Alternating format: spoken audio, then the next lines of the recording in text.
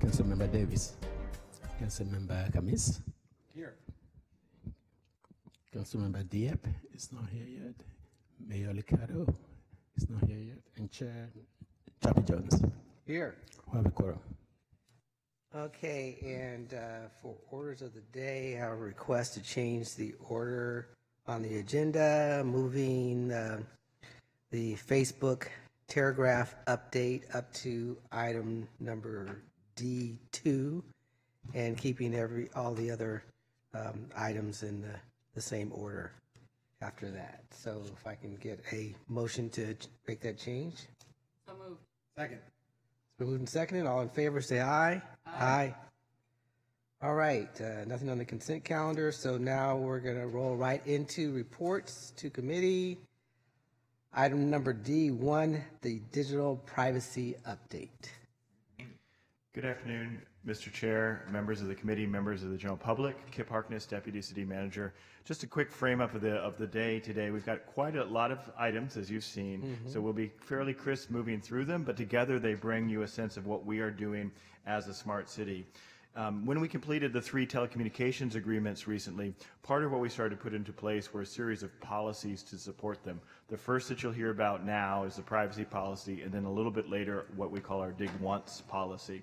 In between, you'll hear an update on the Facebook Telegraph demonstration project, and then later Safe City, our city website, smart procurement, and finally we'll leave with a treat on autonomous vehicles, where San Jose truly is leading the nation. In terms of privacy, San Jose strives to be people-centered in the way that we approach the smart city. That means across all of our technology and innovation work, privacy must be a top priority. In the absence of clear federal or state guidance, San Jose is taking the lead in this area. Developing useful privacy principles and then from those, a detailed privacy policy is in fact quite challenging. We are seeking to leverage best practices from higher education, the city of Seattle, the city of New York, to name a few. One of the key lessons learned is that in this challenging and evolving policy area that we need to proceed thoughtfully, iteratively, and in collaboration with the community and the stakeholders. For this presentation, I'd like to introduce Liam Crawford, our broadband policy analyst, whose work is supported by the funding from our teleco agreements, to provide an update on the privacy efforts and present our first draft of privacy principles that have received initial community feedback and support. Joining him is Judy Brown, co-founder and chief impact officer from Civic Makers, who is helping the city perform the critical civic engagement efforts on privacy. And of course, Rob Lloyd, our CIO, who will be ultimately responsible for the technological implementation of our privacy and data security policies.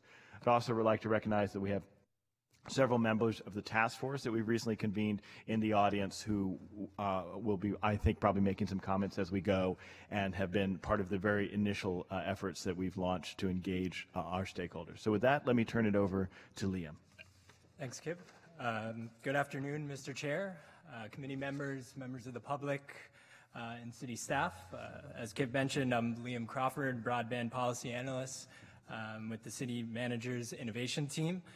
As Kip mentioned, I'm going to provide a status update on where the city currently stands on its approach to digital privacy and where we plan to head in 2019. So as the city looks to increasingly leverage digital infrastructure and services, we have identified a clear need to develop privacy policy in a more deliberate and centralized fashion in order to further build community trust and engagement.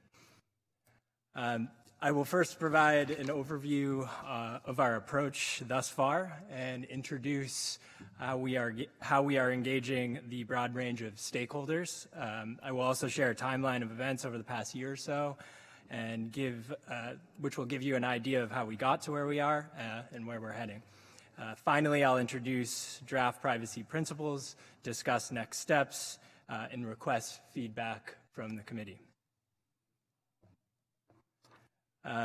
As you can see here, the city is currently taking a three-pronged approach to both provide feedback and vet citywide privacy principles, which I will outline in more detail as we move through the presentation. Moving forward, we plan to use these privacy principles to develop policy for specific smart city use cases, the development and identification of which we will begin once we have approved the privacy principles, which I mentioned are currently in draft form and we will discuss shortly. Overall, the city's privacy working group will work concurrently to incorporate feedback from ongoing community engagements, as well as quarterly meetings of the Privacy Advisory Task Force. The overall goal here is to centralize digital privacy policies within the city and across all city departments. But first steps are to develop these initial privacy principles. So now I'm going to walk through the core 3 areas we have here, the first of which was the establishment of our privacy working group in April of this year. It's comprised of senior city subject matter experts, which include representatives from the Mayor's Office of Civic Innovation, the IT department, the library, the police department, the city attorney's office, and the city manager's office of innovation. The privacy working group meets monthly, and as I mentioned, will begin to draft policy for smart city use cases in 2019. The next and second prong in our overall approach is focused largely on community engagement, which is a critical aspect of how we anticipate moving this effort forward. The city manager's office has been working with Judy Brown to my left and her colleagues with Civic Makers to help frame and facilitate our privacy engagement. Just on Tuesday of this week, we held our first privacy community workshop, and we plan to hold similar events in 2019. We had about 20 people there in attendance from a diverse group of organizations for this initial workshop, which helped us gauge sort of a general level of trust when it comes to privacy and help us better understand how the public has been interacting with the city thus far in relation to privacy. As I mentioned, we received positive overall initial feedback on the city's overall approach, and we hope to expand this opportunity moving into 2019, holding at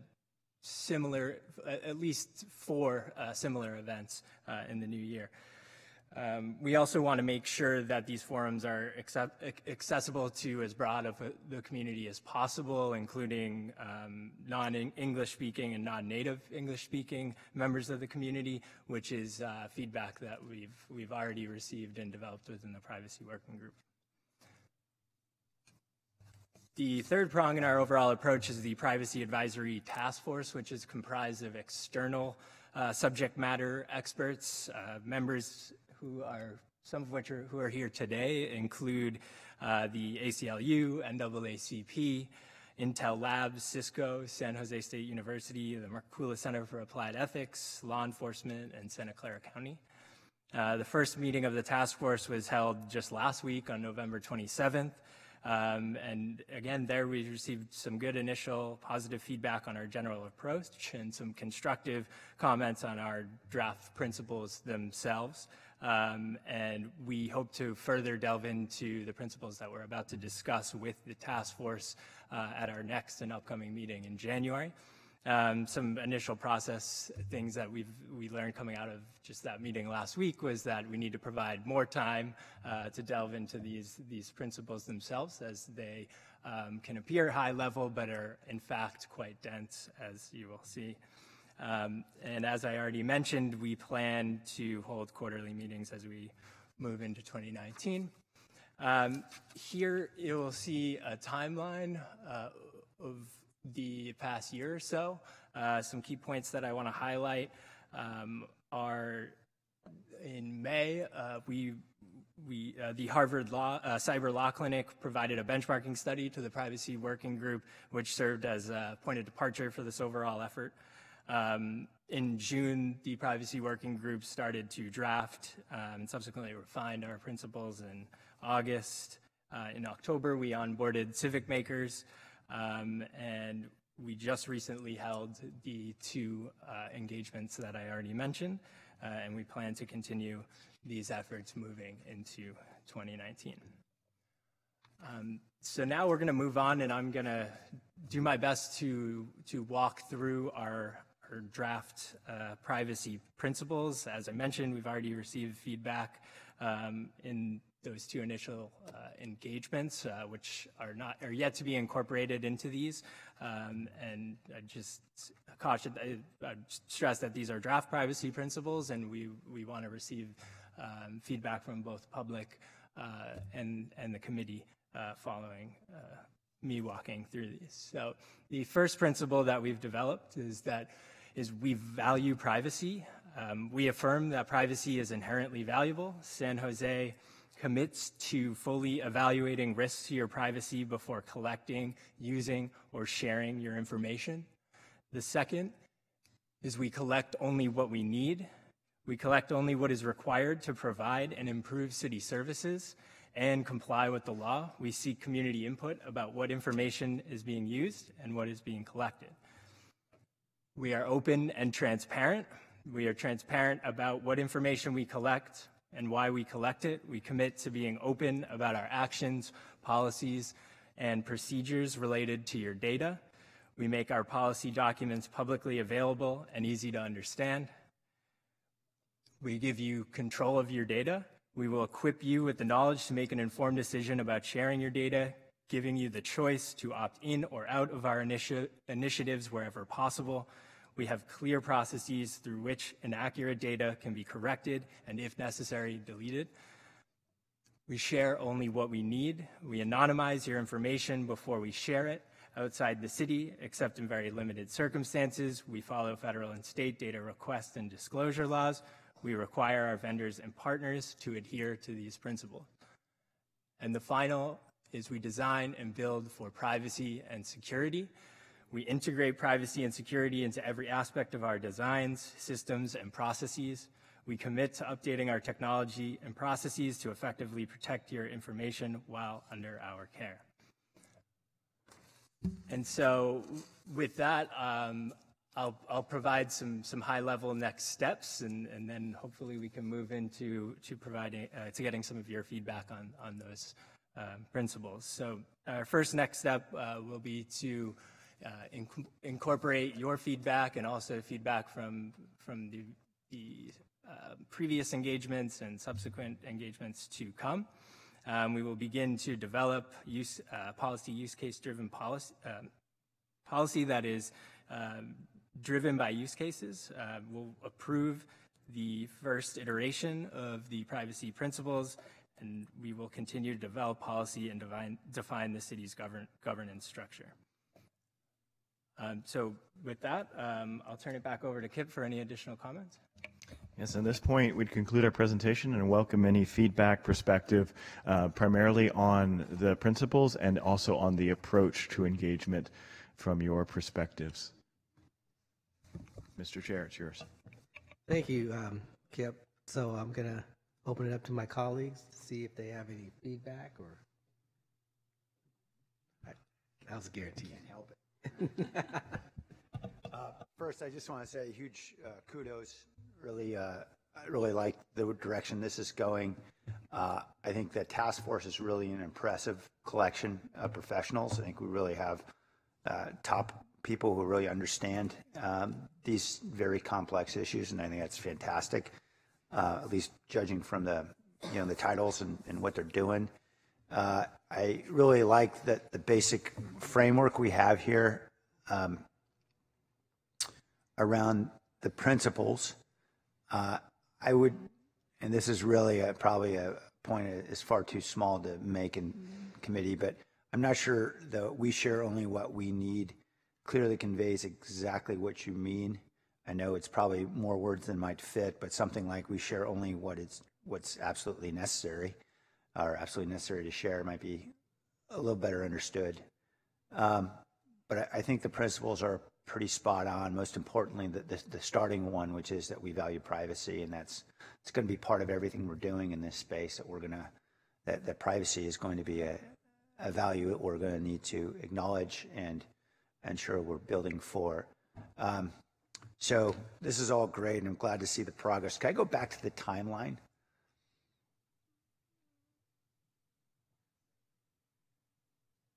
Cool. Okay, so what we see for approval of privacy principles, that's of course before the council, right?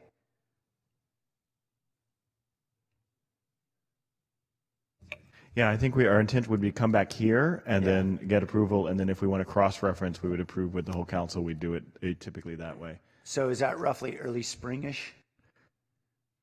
I'm getting a nod.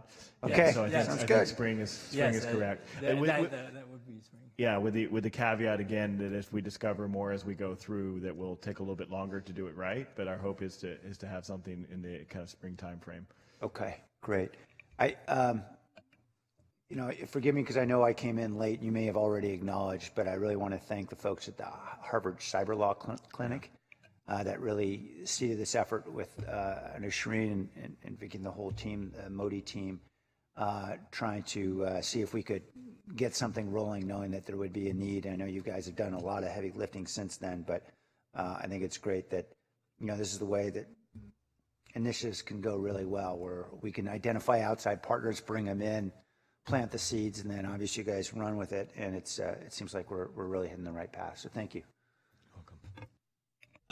Thank you, Mayor. Councilmember Camus.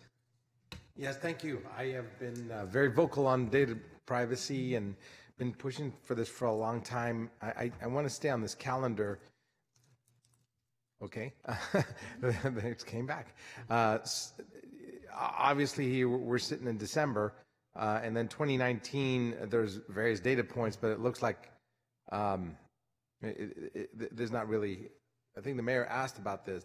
Spring is when you're going to take the approval process to the council, but is it coming back to committee first? Yeah, to clarify, and I apologize, we in our 6-month outlook will be coming back to the committee in May of 2019. So that's what we have. That's what we have planned thus far. And the hope would be at that point we'd have something that's for discussion and approval, then we can cross-reference that to the council as a whole. In parallel, we'll also be developing specific use cases related to primary technologies that we're getting out there. So there'd be a package that would come back to this committee and then be cross-referenced and discussed and approved, hopefully by the council as a whole. Yeah. So, and I'm interested in having drilling down a little bit into what kind of data we're going to be collecting.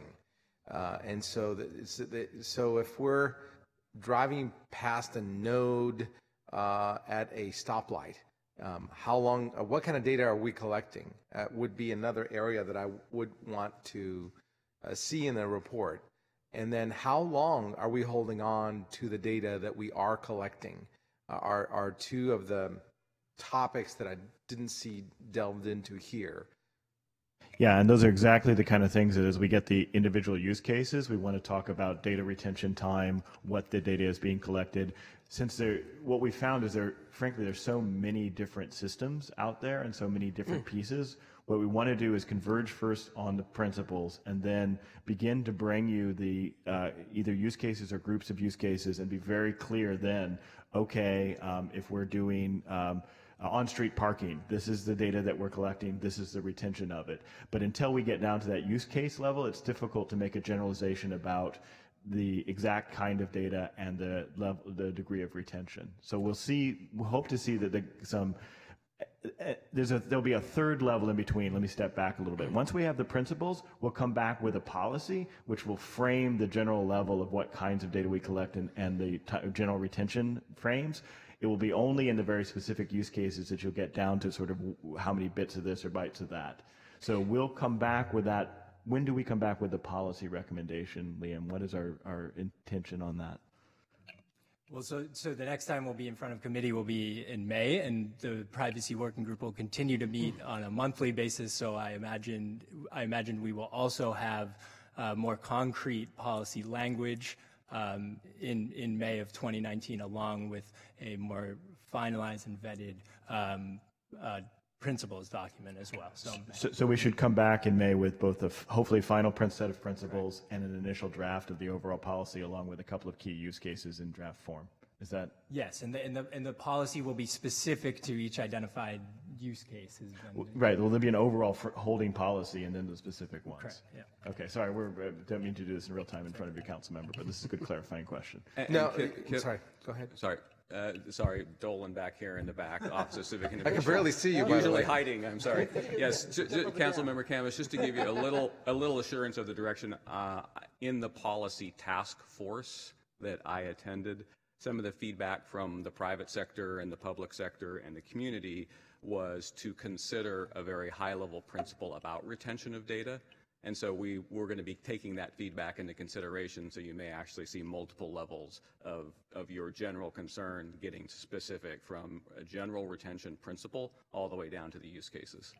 Yeah, and so, like, for example, if I'm applying for a permit, I don't care how long you keep my data, right? Because I'm making that move. I'm displaying my intentions, and of course you have to keep that for pretty much forever, right? But if I'm driving past a stoplight, I may or may. So the areas that I want to think about and focus on data privacy is the areas that the public may not know that we're collecting data on, and I would like to less focus on. For example, we're being videotaped. I know that that's going to be public, and it is currently being broadcast. So I know that I'm being recorded, and the public does too. I don't care about that because obviously I know about it. Right. So I really do think this notion of what do you retain really is something that matters a lot. And so we'll think about how we reflect that at the principles level, not just at the policy level, because it does feel like it's an added dimension. So I'm not sure we've captured it fully there. So this is good, very good feedback. Thank you.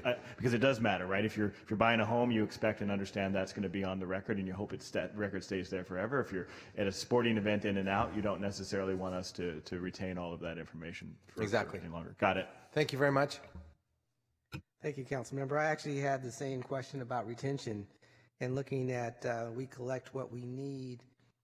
I was thinking about, if we can have some additional language for as long as needed or something to that effect.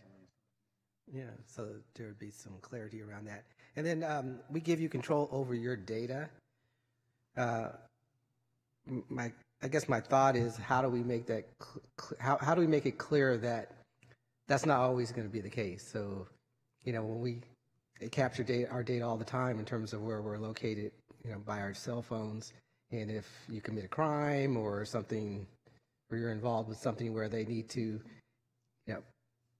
capture that information and access that information, I'm not going to have the opportunity to opt out or opt in on how that information is used. Right, and it's an interesting debate if you bring the European context in. They've actually, GDPR and the legislation within the European Union gives you a really quite robust control over some of that is much farther than we've anticipated. So part of what we want to bring back at the policy level is, what do we think is the right balance? And there are areas that we don't actually have any control over that. I don't run the telcos, I don't control that, but within our data that we do control, where are we going to strike that balance, and when are we going to say, that's not correct, I can delete that, versus no, that remains part of the public record and we're not going to change that, or that's part of a record keeping system that we need to maintain because that's what we need to maintain on you to understand tax collection. So we'll have to make that distinction, but it is worth noting that the European Union has gone pretty aggressively in what people can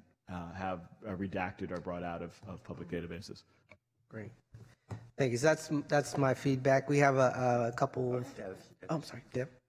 Councilmember Davis. Thank you. As I was listening to the discussion, I was thinking about the data lake and wanting to be open to innovation through research partnerships. And we don't capture anything here. It would probably come under the we share only what we need. And it says there in the we give you control over your data, it talks about initiatives, but we don't necessarily know who's going to want our data and access our data. So I like the anonymized information, but when we're talking about how long we're going to keep something, where is the research component in here, in our principles? Rob, would you address that? Sure. Councilmember, there's three pieces that we would say are part of that. One is that there are city uses where we think the open data policy that council's approved still apply, and the anonymization allows us to provide some of that. with the caveat there that some city services, like My San Jose, for example, and some of the features, you're allowed to share more or just anonymously submit that. But the service information would still be the same. It's whether or not there's an extra layer there, and then we wouldn't use that that personally identifying information in those research type uses. Another piece, and this was something that the group really pushed for as well, is updating how we do our retention schedules with an eye towards privacy. So retention schedules used by the citywide, per the law, set how long we retain things. And now there's an extra view based on the work we've done here, is we need to apply some of these principles to the same type of work. It's not just what's legally required anymore. It's now going to be guided by the digital privacy principles that we're going to work with and say, how are we going to put some extra limits where we need to and only retain things for as long as we need to and aggregate that information where it's appropriate.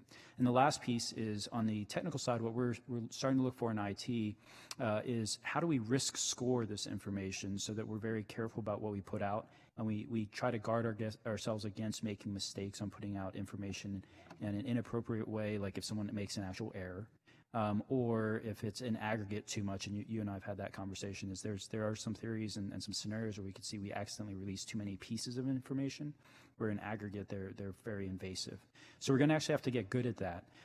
We at least heard from the working group that we're not alone. There's a lot of people struggling with this conundrum right now. But we're going to push only where we feel safe, and these privacy policies give us the guidance to say this is a safe domain, a safe use case. But we've also said no to some scenarios where partners have hit us up because we said we can't be secure or private enough. And so these policies will guide us in that way. Thank you. That's helpful. I think that we should be clear in our principles also that we are still open to research, because that's something that they're a little bit in tension, being open to research and how anonymizing you want to make your data, and how long you keep it, and who you share it with. And so we don't have anything in here about the fact that it says we value privacy, we share only what we need, but we don't say we value research for innovation. And so I understand it's privacy principles, but the privacy and the research are inextricably linked. And so we have to have something in here, I think, about making it clear to people that we are interested in that, we do value it, and that we understand the tension, and we're continually working on balancing that tension. We'll be more explicit. That's very fair. Thank you. Thank you. Mayor? Yeah, just a last question. We really, we don't have a lot of cities to look to right now. I know Seattle's done some work. Is it Chicago? How many cities really have a polished sort of privacy framework at this point?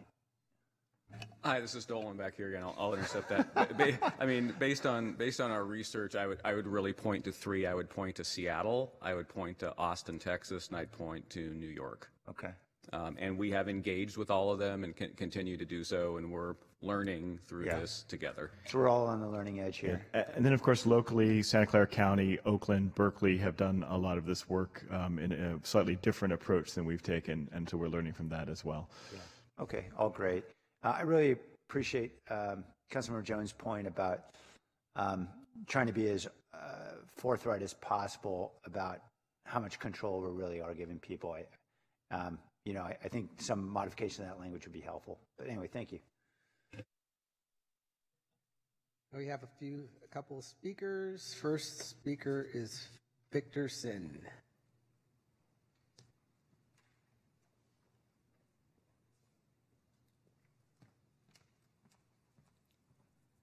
Good afternoon, Mayor and Council members. My name is Victor Sin. I'm the chair of the Santa Clara Valley chapter of the ACLU of Northern California.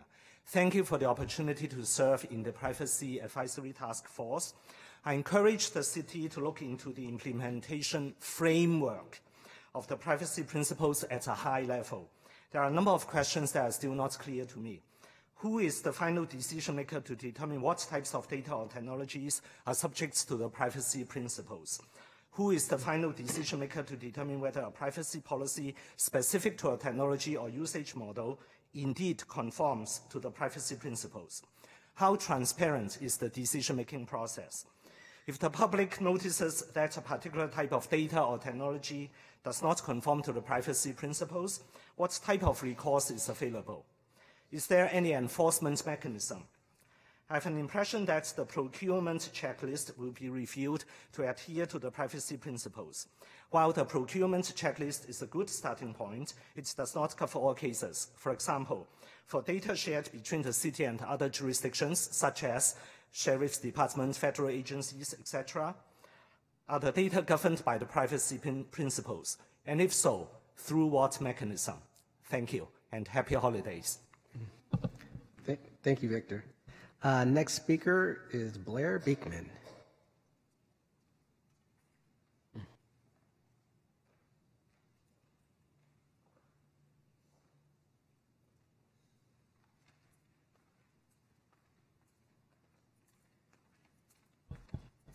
And Blair, in the interest of time, can you sit as close as possible? So you're going to be coming down quite a bit. Okay. Thank you. Yeah. Hi. Thank you. I really thank you, I guess, everyone very much. This has kind of like been my life's work to be around this, and it's actually happening now. Like a lot of things that you're working on this December. Thank you. What can I mention at this time? I really like the ideas of the data collection that's going on in Oakland right now, the practices.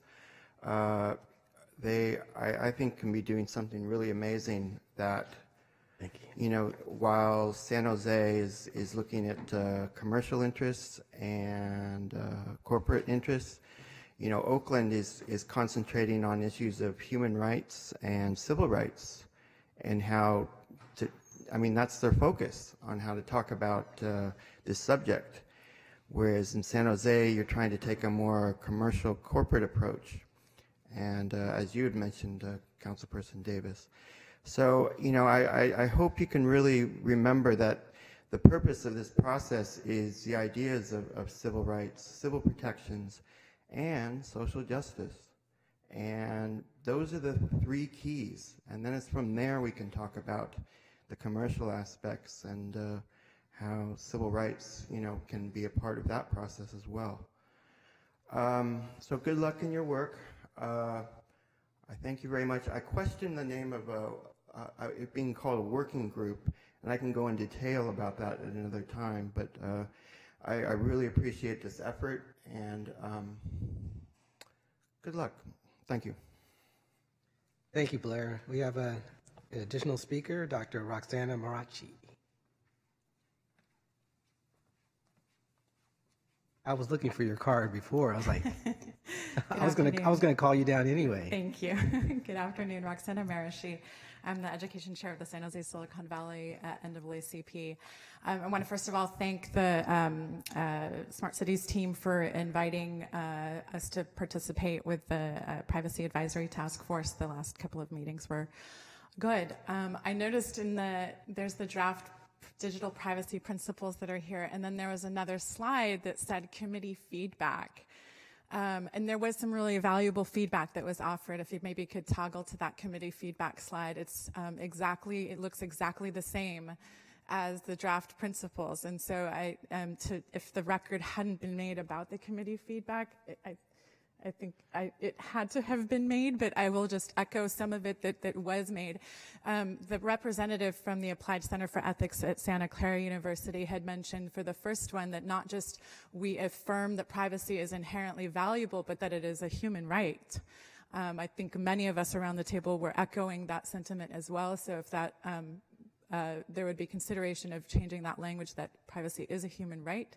There are many documents that also echo that. And then one of the recommendations that we had made because of the concerns around the use of data and potential misuse of data is to really consider the principles for algorithmic transparency and accountability that's published by the Association for Computing Machinery, U.S. Public Policy Council. In some way, we really do have to have openness and transparency about the algorithms that are being used and in terms of how people would be, well, just basically the outcomes that would impact the public. So thank you again for the opportunity to participate. I think engaging also our community leaders in participating in the community engagement part of it, facilitating that community engagement part of it would be really important. Thank you. I just want to clarify, Thank you. it might have been confusion. This was seeking feedback from community. This committee on the original one, we absolutely have yet to incorporate in this draft the feedback that you provided, all of which you said we understand and got. So I was so puzzled. I thought, wow, that's so, not the feedback we gave. No, my apologies for the lack of clarity on that. Thank you. Plus, in the timeline, I see that there's a PAT meeting. I don't know about that acronym, but a PAT meeting number 2 in 2019 and a community workshop number 2. That's the Privacy Advisory Task Force, so I'll try to get back to it. But yeah, that is the external stakeholder group. So just for sake of trying to fit it on the slide, yeah, that's the Privacy Advisory Task Force. Right, so there's going to be multiple opportunities to address Victor and Roxana's concerns about additional input. Absolutely. All right. Well, thank you, Liam and Kip and Rob and Judy for that presentation. I'd like to get a motion to accept it. Motion to accept the report. It's been moved and seconded. All in favor, say aye. Aye. Aye.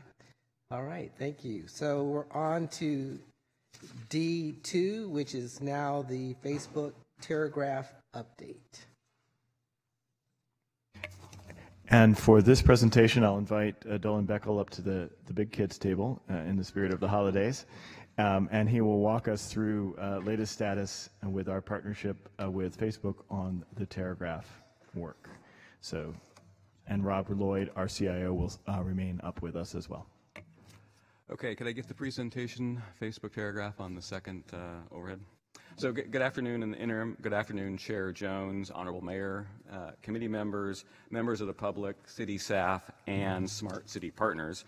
I'm Dolan Beckel, Director of the Office of Civic Innovation. Today I'm going to provide an update on our pilot of our gigabit-level internet backhaul using the Facebook Terragraph technology. First, I'll provide a quick background refresher on the project. Next, I'll discuss current status, lessons learned, next steps, and then turn it back over to the chair for committee Q&A. To provide some background, in 2016, Facebook and the city of San Jose partnered to pilot the installation and testing of one of the world's first and to date largest wireless millimeter wave gigabit internet backhaul. The application used to test the internet backhaul is outdoor Wi-Fi access throughout the city's downtown corridor. On the screen here, you see a map of the deployment of approximately 250 Terragraph nodes, which compromises over 1 square mile of the city downtown, including coverage at the SAP Center, City Hall, and the Convention Center. This learning-driven pilot project was done under our demonstration policy, whereby nascent, groundbreaking technologies, which have the potential for significant community benefit, can be piloted in a real-world urban setting at no cost to the city. To put the opportunity in context, this graph illustrates in blue the capacity provided by gigabit-level internet access compared to wickedly fast Wi-Fi shown in green. This is shown for 3 different common forms of internet uses: browsing the city's webpage, browsing a social media application such as, but not including Facebook, or streaming a live feed such as, but not including Facebook Live. The bottom line of this slide is that with gigabit level speeds, more people get to do more online. So the current status of the project is, first of all, the backhaul network is performing well under current employee testing. It was not a trivial effort to get a critical mass of employees to sign up and use the application, so we want to thank them for their help, and hopefully they enjoy the ice cream.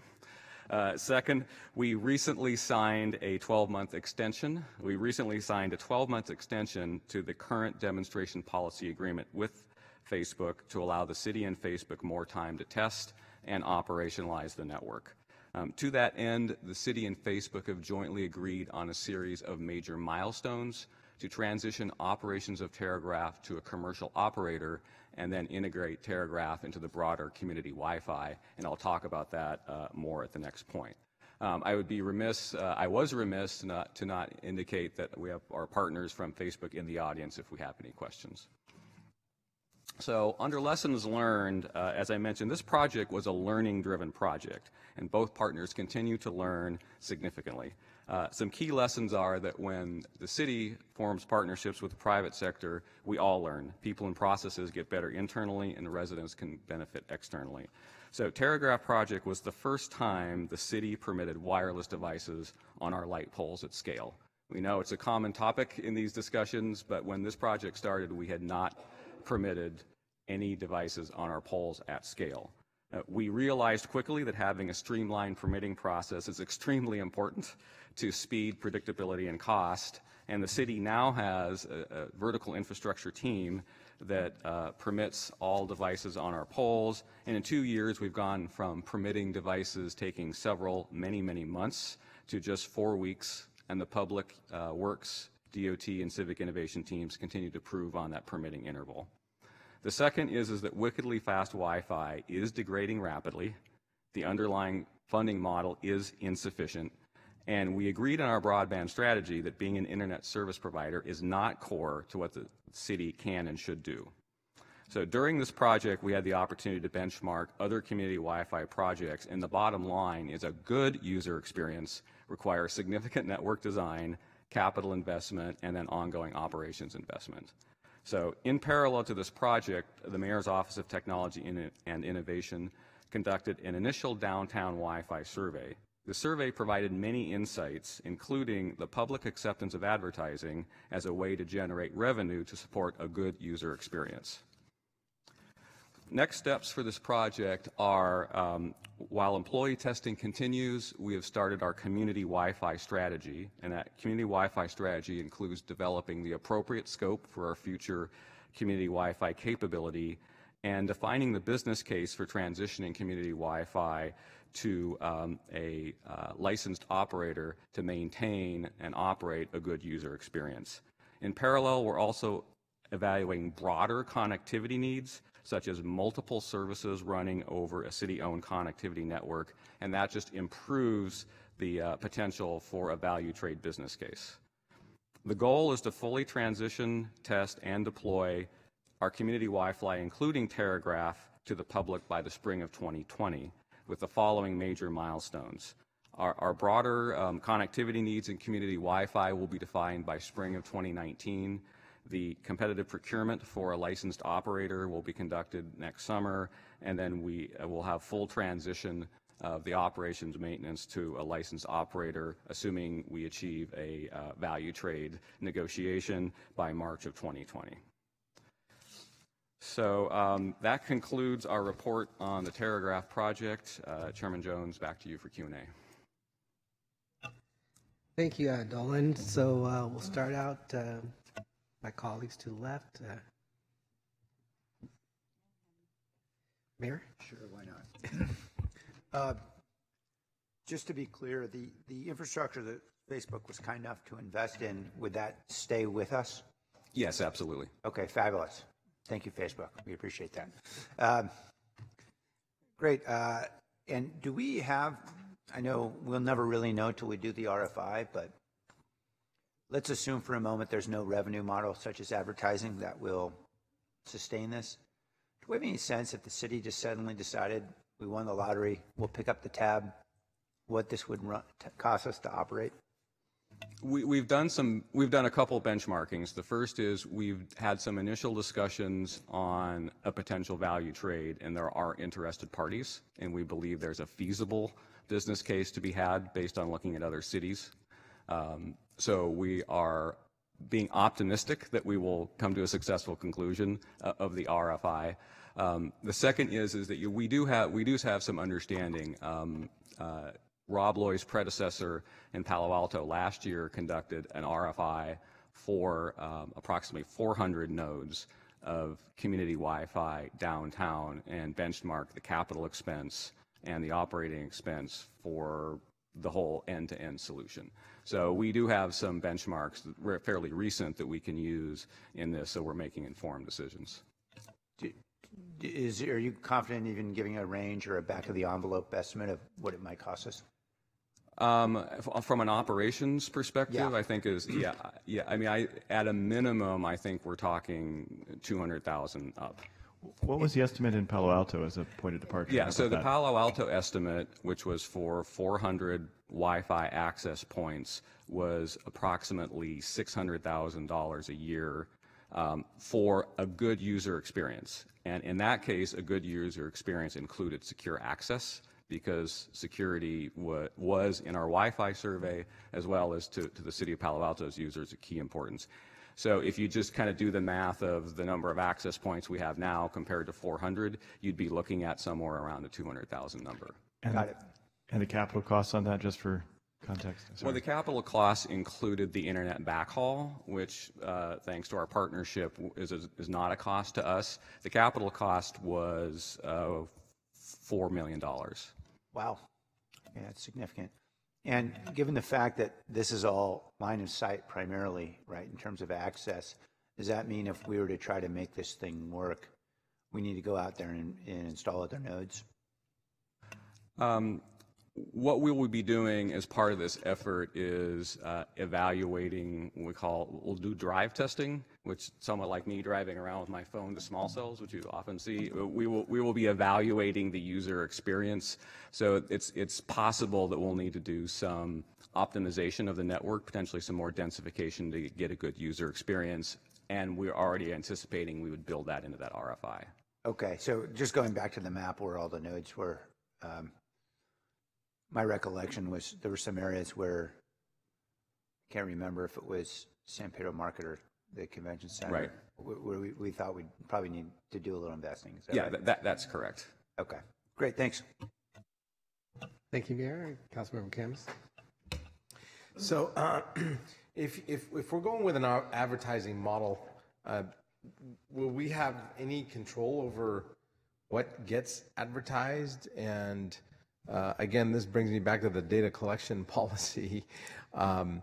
You know, could it be misconstrued that we're, you know, because we're providing free Wi-Fi service, we're actually tracking with cookies or whatever what people are doing?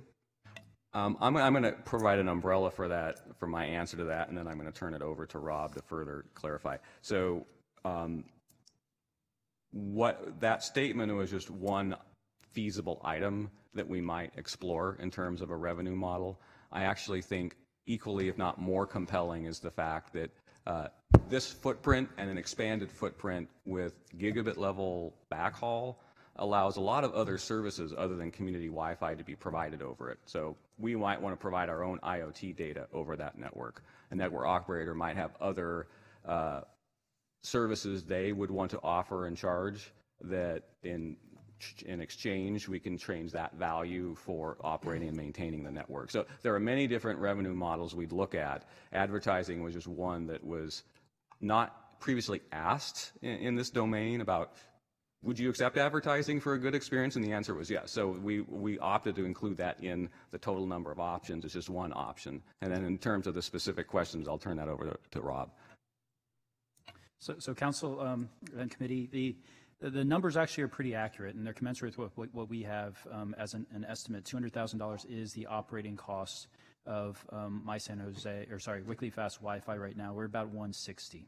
That doesn't include the carrying cost of replacing things, which is what you've experienced with Wickley Fast Wi-Fi. Is the network is now over 4 years old, and wireless technologies actually move fairly quickly. Can you imagine 10 years ago when you first had your iPhone? That speed now you would giggle at and say that's so tiny. So wireless technology moves so quickly, you do have to replace those generation networks on a more recurring basis, hence the degradation. That capital component has not been allocated in the city. So we've lucked out that the first implementation was partially on gift. And if we move on to the Telegraph network, we lucked out twice because we get to move on to a network that's also been given to us that's current and cutting edge. But it does leave that lingering question of what's the maintenance model. On the advertising, other cities and counties actually have, and universities, done advertising where it's contractually stipulated to maintain the brand, and so whoever that contractor or their partner is only puts advertisers that are going to maintain the integrity and value of the brand and keep that high. Does that answer your question? Yeah. Well, I just, I don't necessarily want to log onto my phone and get advertisements for marijuana collectives or alcohol or cigarettes or something that people would find offensive in some way, and then the city council get blamed for it. But coupon to Walmart might be okay. There's that.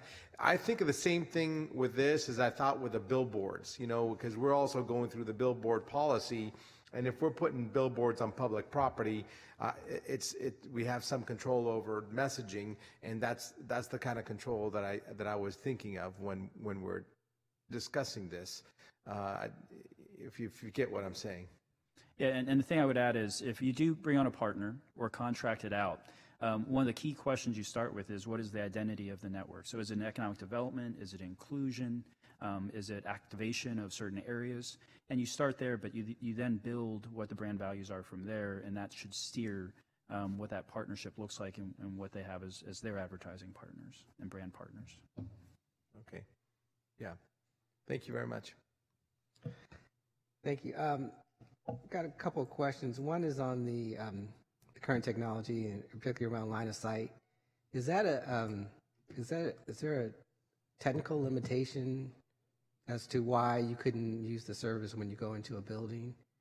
Or so if I go to my neighborhood Starbucks, would I use the Telegraph network, and then I walk into an establishment like Starbucks, and I have to go onto their network, or could I just want to understand the limitations. It really has to do with the spectrum and the interaction of the spectrum with the material. So I won't bore you with my material engineering background, but Wi-Fi, outdoor Wi-Fi in general has that challenge, and the Wi-Fi that we typically use today in the 2 to 5 gigahertz level range has challenges pathing from outdoor to indoor, but it does it. The higher up the spectrum you go, the more challenges you have. So with millimeter wave, when you're operating at higher levels of spectrum, you're going to have more challenges going from outside to inside.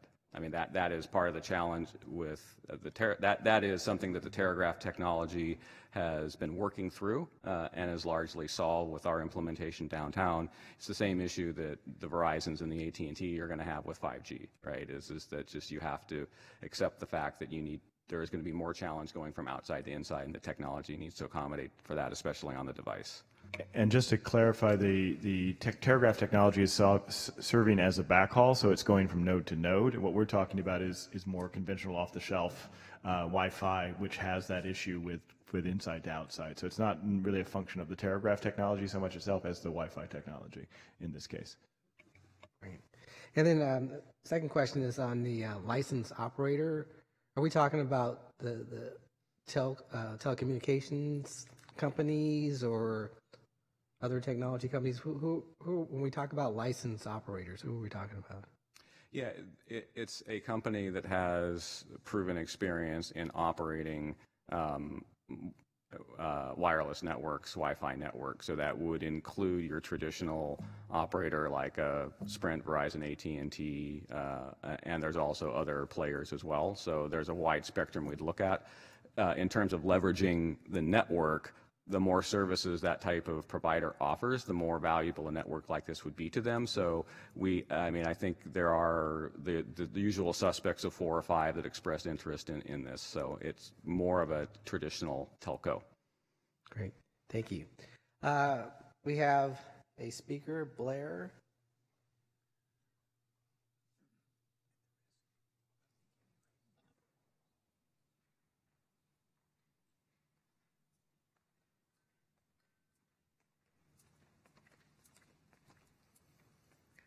Hi, thank you. It's been a hard week, and if I might want to criticize or make my observations today. And they may be critical. I don't in any way mean it to be of harm or to hurt, or to create tension. I do this in the idea of good criticism and fair understanding for all of us, good reasoning and good democratic ideals. So I hope that can help ease the tension of how to talk about this situation if I say a few things that are a little tough today. And this week, and how I'm learning how to work. Sometimes I have to try to learn how to be a little tough. So with that said, I'm a bit worried about this program. The intensity of the beam that you're going to be using is worrisome to me. And, you know, I have, to be very honest here, I have not understood the uses of cell phones, and I've recently purchased one. I mistakenly, I haven't known the effects, and I'm becoming a victim of the effects. I'm receiving, you know, radio burns, microwave burns on my body, and my fingers are peeling very much. So I don't have exactly the greatest phone in the world, which describes kind of the carelessness or just unsureness of exactly what we're doing with ourselves at this time. So, you know, I understand my responsibility in this issue, but, you know, I hope you guys can understand that what you're doing and what we're moving into. Thank you. Thank you, Blair. So the mayor has one more question. Thank you for your patience, Mr. Chair. I just, you know, as I look at the map, it's clear that this is also an area where sort of ground zero for scooters in our city, although we know they're becoming more ubiquitous everywhere. But in terms of the areas where we know we have a lot of pedestrian density, where scooters are particularly problematic on sidewalks. And Kip, I think you know that today several of us announced our interest, and if the council were to approve this suggestion in a week and a half, where we might require geofencing technology of some kind. The question would be, could we partner with the DOT here and tell in our RFI, RFP, whatever we're doing on this scooter permit, that tell them that they could have access to this network, obviously for a fee, that would enable them to hopefully geofence scooter operations so they're not running over people on sidewalks. Is that feasible, or is this a mismatch of technology? I think it's very feasible. I mean, when you have greater connectivity in multiple points, your ability to precisely locate something in space and time is increased. So one of the advantages of a network like this is you can say this is where something is. So if that is a use that fits with this notion of geofencing and making sure scooters aren't all over the place where they shouldn't be, that's certainly something we can explore and see if there's an interest or possibility of using this technology in that way. Cool. Yeah, I'd really appreciate it if we could explore it. Thanks. Thank you, Mayor, and thank you, Dolan, Rob, and Kip. And Dolan, it's good to just see your whole face and not just your forehead. So thank you for that. So I want to get, can I get a motion to accept? So moved. Been moved? Second. Moved and seconded. All in favor say aye. Aye. Motion carries. Thank you, gentlemen. So we are on to D3, Dig Once Policy Options Update. So again, Kip Harkness, Deputy City Manager. As folks are joining me in the box, we're shifting from fiber kind of through the air to traditional fiber, which is often delivered through trenches. And I think it's important to realize that San Jose, the city of San Jose, has already one of the most efficient fiber permitting capabilities in the Bay Area. And we also believe in the idea of iterating to improve. So there are still ways that we can increase the speed and reduce the costs of fiber deployment. So when we talk about dig once, we typically think about the deployment of fiber and conduit in the actual trench. However, our policy also needs to consider the very substantial investments that the city has made in our infrastructure and our pavement, and the increasing investments that we'll make as a result of the recent approval of our infrastructure bond. So we have to balance the desire to go fast and deploy that fiber in the most effective and efficient way possible with our desire to have safe, smooth ride on city streets. And so we think that the proper framing of this is not really just dig once narrowly, but the broader frame of enhancing fiber deployment and coordination. Now I'll have Liam Crawford, and with him is Matt Lash, Jay Guevara, and Dolan and Rob in the back. And I think I'm turning it over now to Liam to begin our presentation. Thanks, Kip, and Good afternoon again. Mr. Chair, Honorable Mayor, members of the committee, members of the public, and city staff. I'm Liam Crawford, broadband policy analyst in the city manager's office with the Civic Innovation team. And as Kip mentioned, I'll be providing an update on the city's approach to developing a dig once policy. Throughout the presentation, I will provide general background on the issue, which Kip helped frame just now, outline our goals and desired outcomes, provide a timeline, similarly to what you saw in the privacy discussion, and then we'll then go over several options to enhance fiber deployment, and we'll hear about the efforts currently underway in Public Works and DOT from Matt Lash, and we'll outline some next steps. So I think when discussing a topic like dig once, it's important to clearly define what that term is, and in order to do that, we first need to kind of take a step back and review the state of connectivity and how the city is currently positioning itself to accommodate for the next generation of technology. And so this picture highlights the next wave of telecom infrastructure that's currently being deployed in San Jose. The predominant point of cellular connectivity until recently has been through tall monolithic cell phone towers that I assume everyone is familiar with. And these towers are often located far from the end user and provide fairly reliable service, but at relatively low speeds.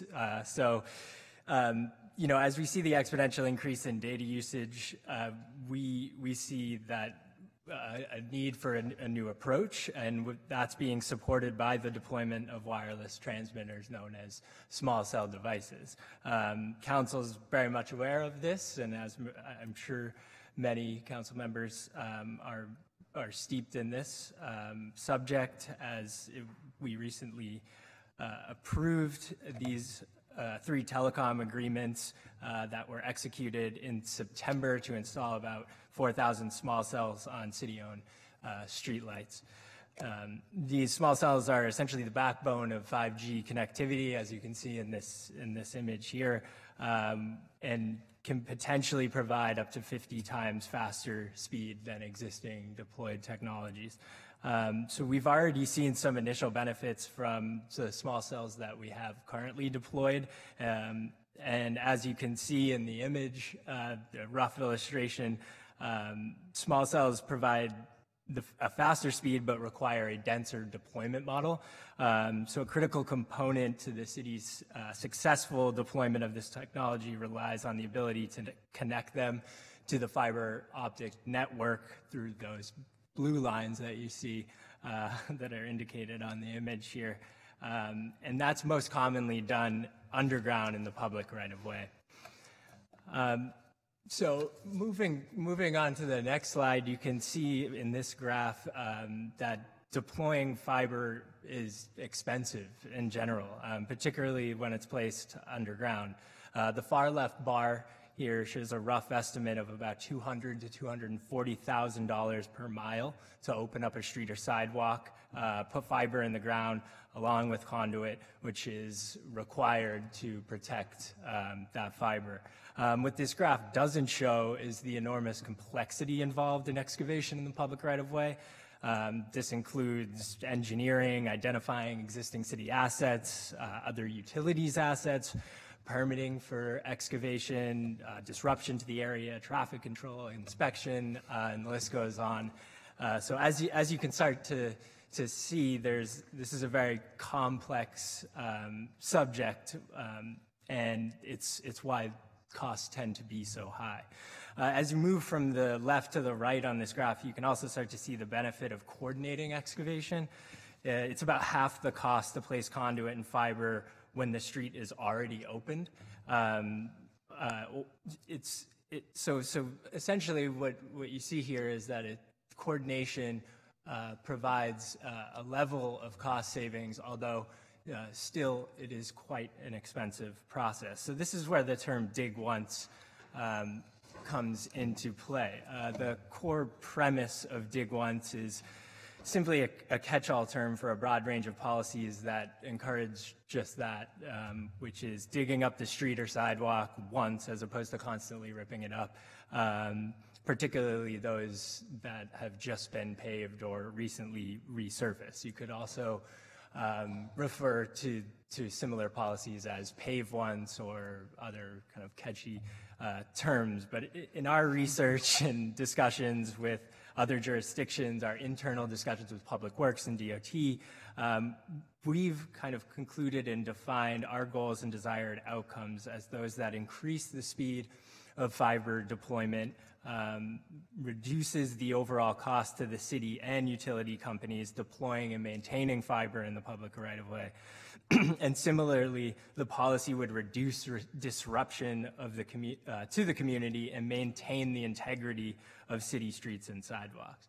So these goals and desired outcomes are critical to implementing our overall broadband strategy, and I think will help frame how we develop policy moving forward.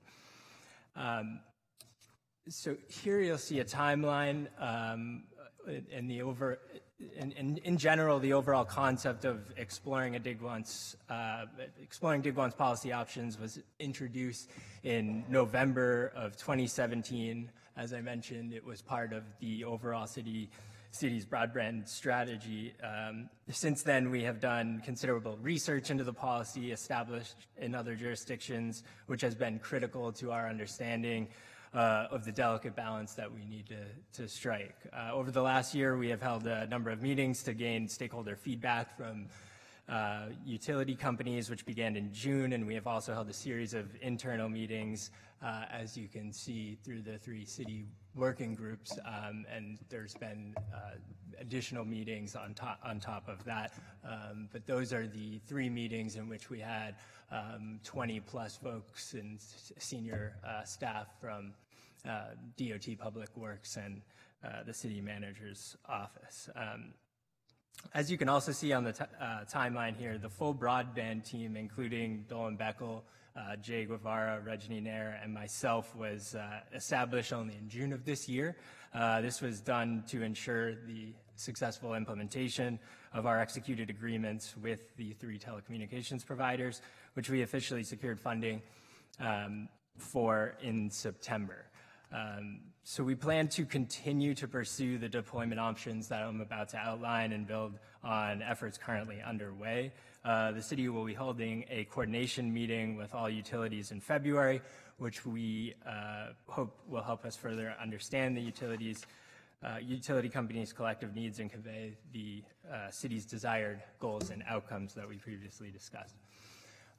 So this next slide here, you'll see varying degrees of options that we've identified following our research and through our internal discussions and external discussions. We have identified the first option essentially as city-led coordination. This would be done by holding periodic meetings with all stakeholders. The city would provide long-term construction plans and clarification on permitting and construction requirements. And equally as important, the city would see this as an opportunity for utilities to provide their long-term plans to the city and also each other. So the overall intent would be to foster increased coordination that isn't necessarily going on right now. The next option is city-led notification of joint excavation opportunities. This option would require increased bandwidth on behalf of the city's perspective, and it would require the city to essentially track, manage, and notify stakeholders of existing opportunities. The third option being voluntary joint excavation.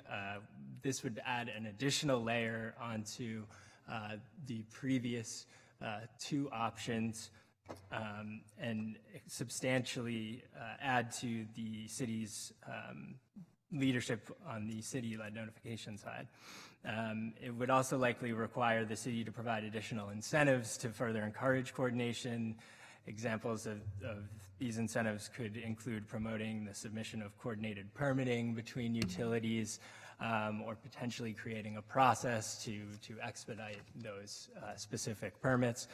The fourth option that we have outlined here mandatory joint excavation. This policy would obviously go beyond voluntary and would likely require the city to establish time periods for secondary and tertiary entrance into a joint build. And those are commonly referred to as shot clocks. So that would be increasingly complex for the city to do, and the city would also potentially have to develop agreed upon rates, and this would overall just require a highly efficient process for notification in order to successfully implement and not slow down the process overall.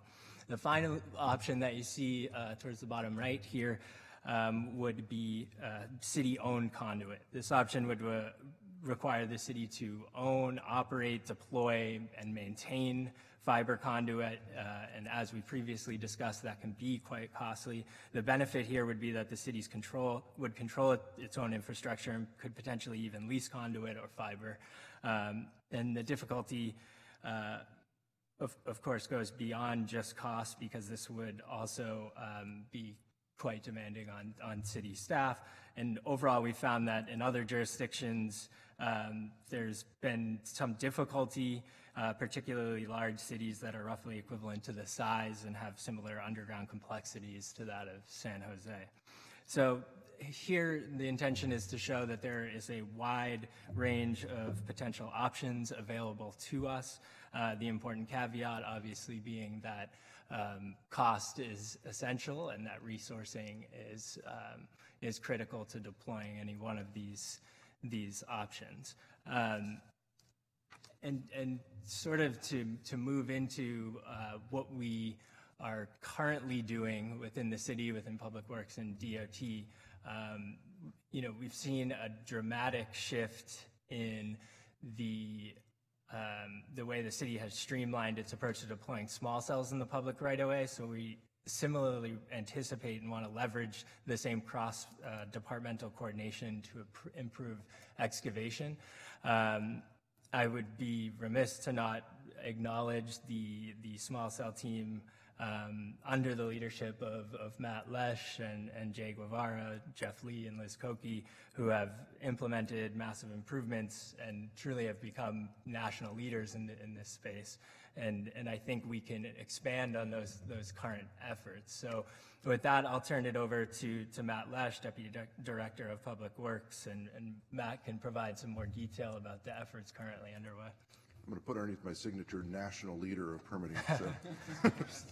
So to talk about some common sense approach to some of this, and that's where the engineer comes in, is how do we help balance these priorities of the investment that's been made into our pavement and infrastructure to the pace and speed at which things need to happen, and really kind of look at it in a partnership approach. And so we've kind of changed the mindset a little bit, instead of just protect, but how do we look at it as far as an opportunity to partner? So I looked at it in kind of three categories. The first two being the bigger two: how do we share our data that we maintain now, and how do we better share it to how any excavators would want to receive that data? Lots of times, like, here, we produce our list, but how do we then share it in a way that they would want to consume it and then could more efficiently make a decision? And so we've been making a lot of investments on our spatial data in the last half decade, and it's really coming to fruition now, where we have disparate data sets that are now, because of that work on aligning the data types, that we could much more efficiently project them in ways that the excavators or permittees would want to use them. So it's really aligning that data set has made it much easier to project it. And so we could whip out maps much more quickly in a way that, because the data is shared in a place that's uniformed, in a data style that's uniform. So that work, that investment of time over the last half decade is proving useful and really beneficial. And then it says sharing the street moratorium. That's been shared for a long time. I mean, 2001, when I was doing permitting myself as a young engineer we had our list that it was about an 8-page list of streets you had to memorize and kind of make sure that how you dealt with moratoriums. So it's always been produced, and DOT's always maintained that list very, very clearly, but then how do we project it in a way to make it useful? So it's not new, but it's really making it easier, and then understanding what that means. Matt, I'm sorry to interrupt, but moratorium on what? Moratorium on excavation of a newly paved or restored street. Because there's fiber underneath, is that why? No, it's just if we've done a maintenance on a treatment to the street, there's a 2-year moratorium on excavation. Oh, I see. And so we have requirements through utility council policy of how we deal with that. We just cut it open. We just paved it. We don't want you to cut it open for 2 years, but sometimes there's a need to get in there, and so we have approach to how to deal with that. Great. Yeah, sure. And then process. Really being open. So we've set up some workshops. This was communicating requirements. So set up workshop with telecoms to help them ask questions, really explain our process and the reason for our rules and how we're approached so they can be more efficient. But then also then streamlining the permitting teams by aligning, pulling in DOT and public works staff into the same room, funding them appropriately so that we can align it to the work that's coming in. The funding is what makes that possible. Then we have people there to hit the speed at which they are. And then we're evaluating technology on the permitting side for processing that, so make it easier for staff to review, so electronic reviews are happening inside, but then also simpler for applicants to understand how to submit and come in. This isn't that regular hot water heater type permit. These are civil constructors and permittees. I mean, so it's a different type of thing than some of the basic ones, but making it easier and more straightforward. And finally, on the relationships, through the city manager's office, really explaining that the city's open for business through multiple channels, having those ways to communicate that the city is wanting to hear about new services. You're hearing about the Facebook Telegraph and everything else, and different ideas and approaches to our work. Great, thanks, Matt. I think, and with that, I'll just wrap up with some next steps. And what we plan to do moving forward is to continue to expand upon the efforts that Matt just discussed. We are holding a February coordination meeting with utilities. Also participating will, of course, be the City Manager's Office, Public Works, and DOT.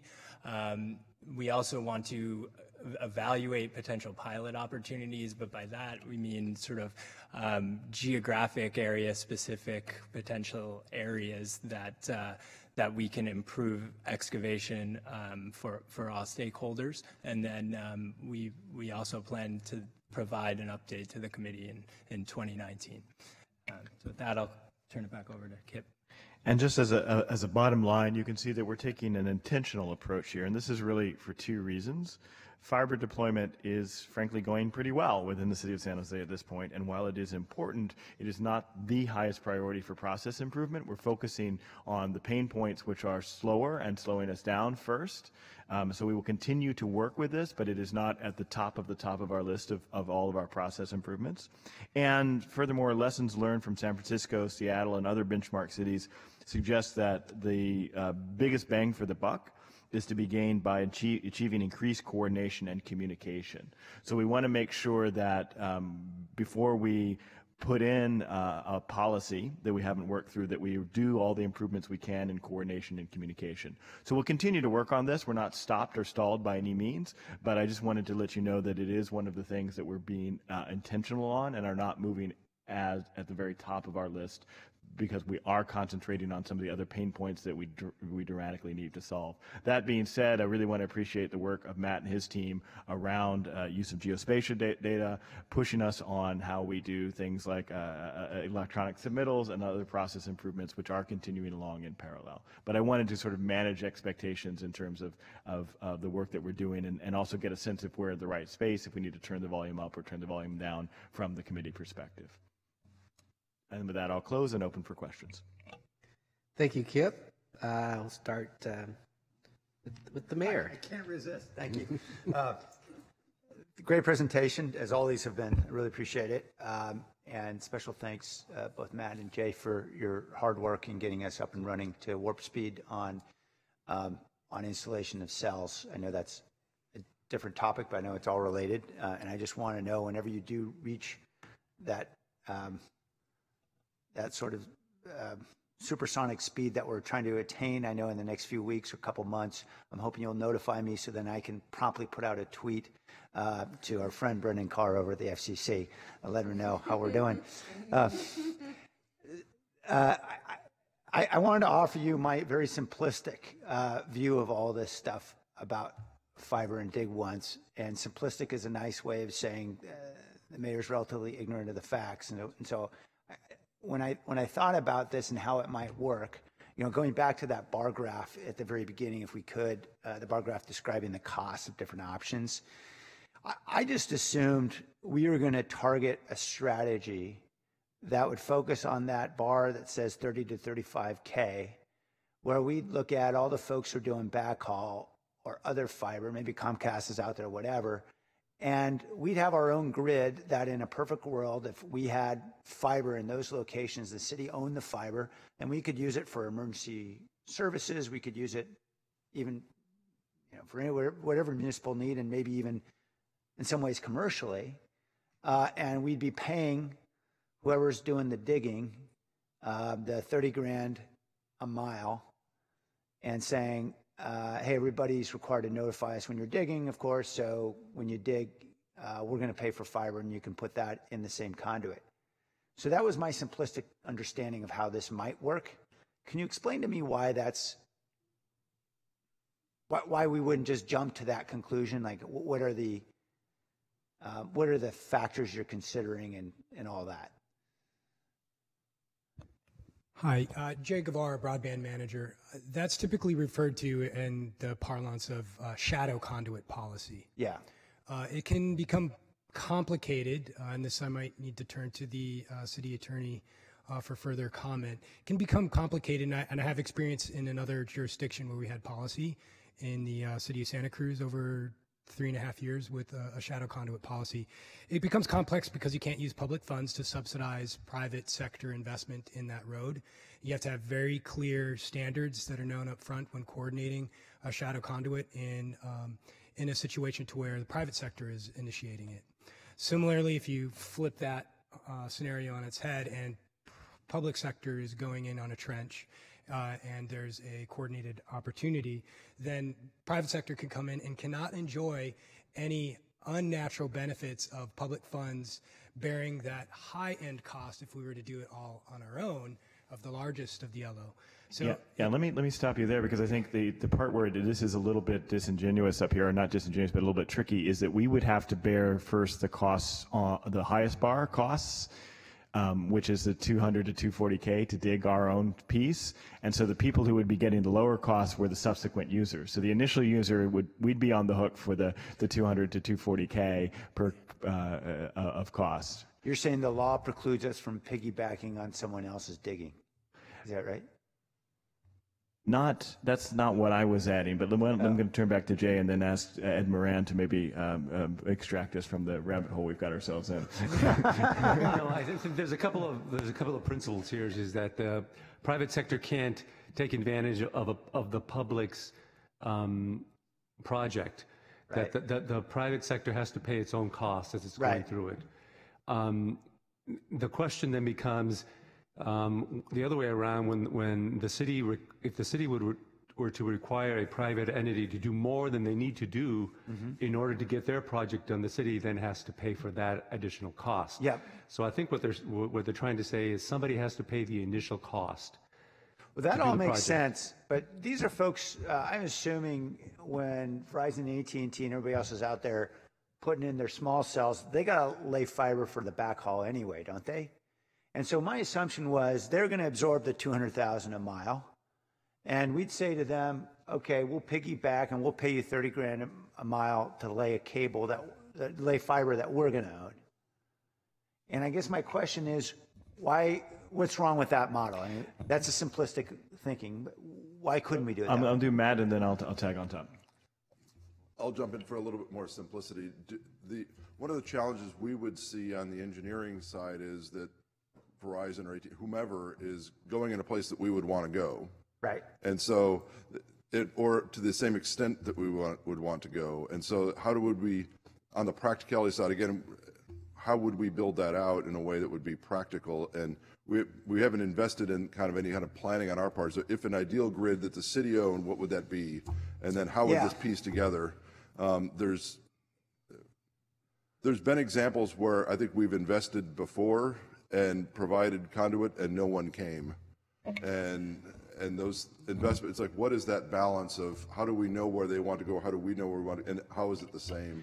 Whereas I think what Liam had projected, there's probably specific geographic areas that are of challenge that maybe we could start there.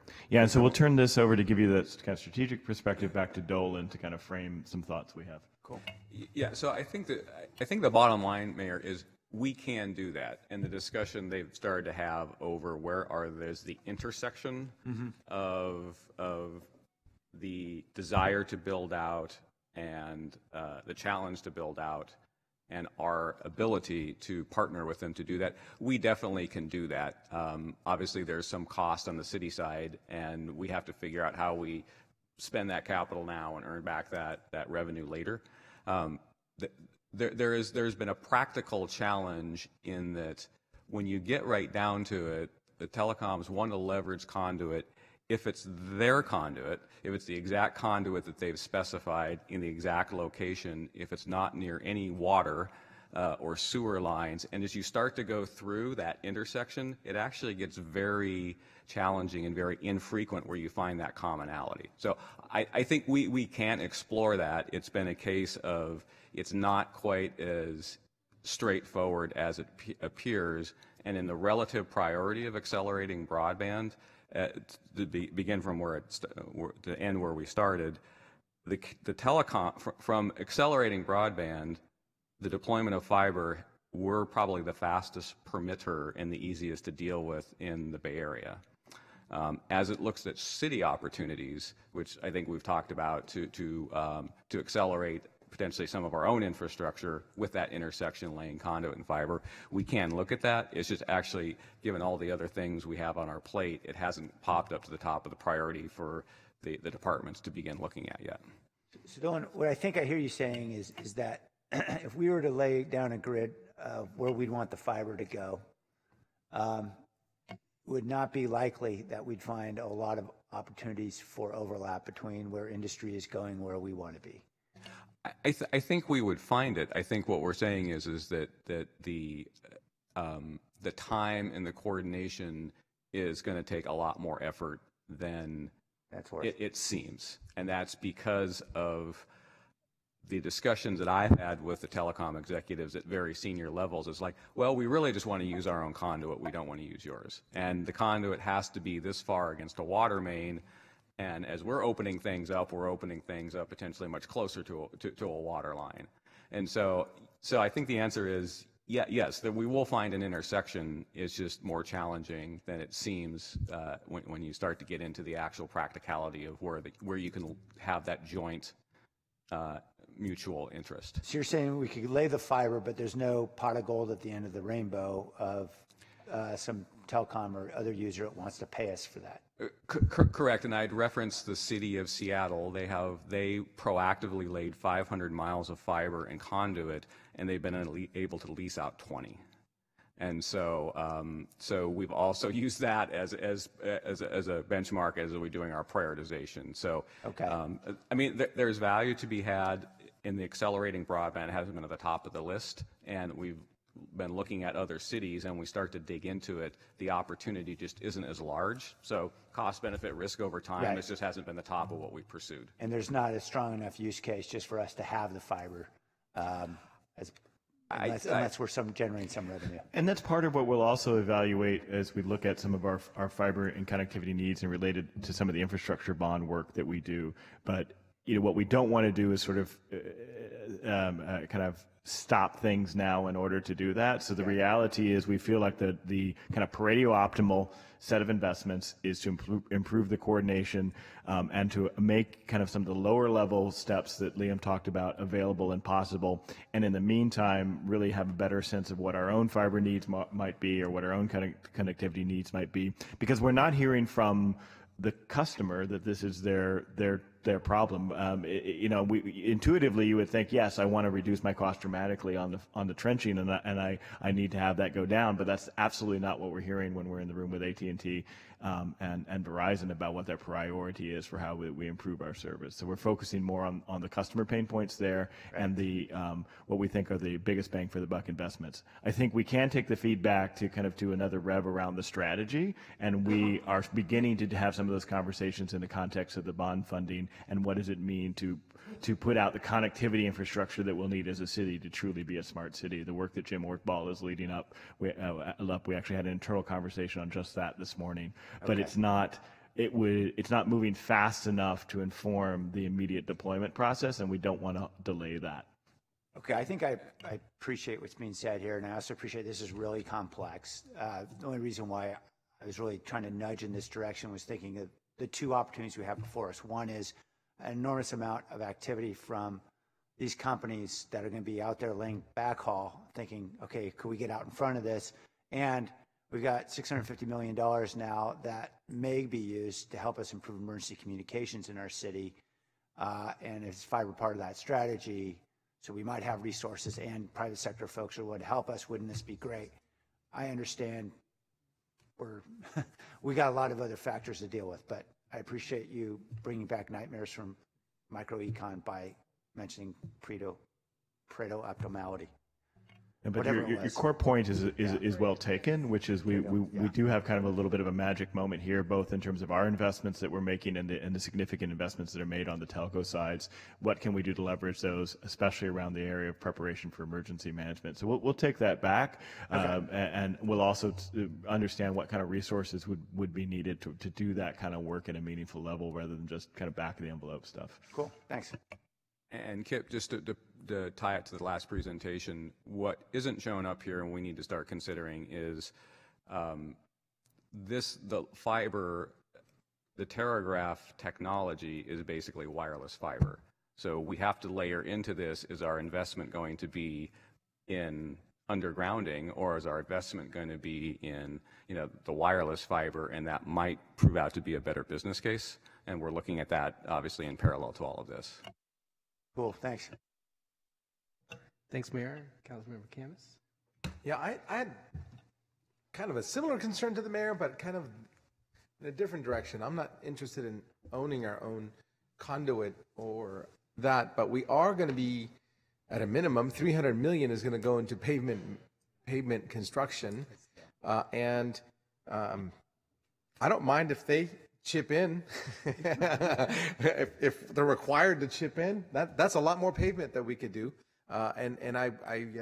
If that is what the legal requirement is, that they have to pay, fine. That means we can do a lot more roads if they have to chip in, $30K or something like that. And I would, that's what I would prefer. See if they'll chip in for some of the work, since we have this giant pot of money, and if they can chip in 10% more, we could do 10% more roads. And that's my thought process. And I don't know if I'm thinking in the wrong direction. I'm not sure I'm kind of putting all the pieces together, so that might just be me, but could you help me on that one? Okay, we have $300 million that we have to dig up roads. This is not a slurry seal stuff. Right. These roads have to be dug out, and when we do that, we're going to create opportunities to upgrade water lines, sewage lines, whatever at that time. And obviously fiber optic. If you guys are saying that the private companies must pay their way, then have them pay their way on those roads, and that way we'll end up with more money to do more roads. So if I followed it, the idea is it's as we do the remove and replace and significant infrastructure work with the roads themselves, is to use the fact that they're opened up at that moment to potentially do the laying of the conduit then, and have the private sector therefore pay their share, and therefore essentially allow us to do overall more work because they've paid for some percentage of the payment related to the work that we were going to do anyway, but now they've paid for.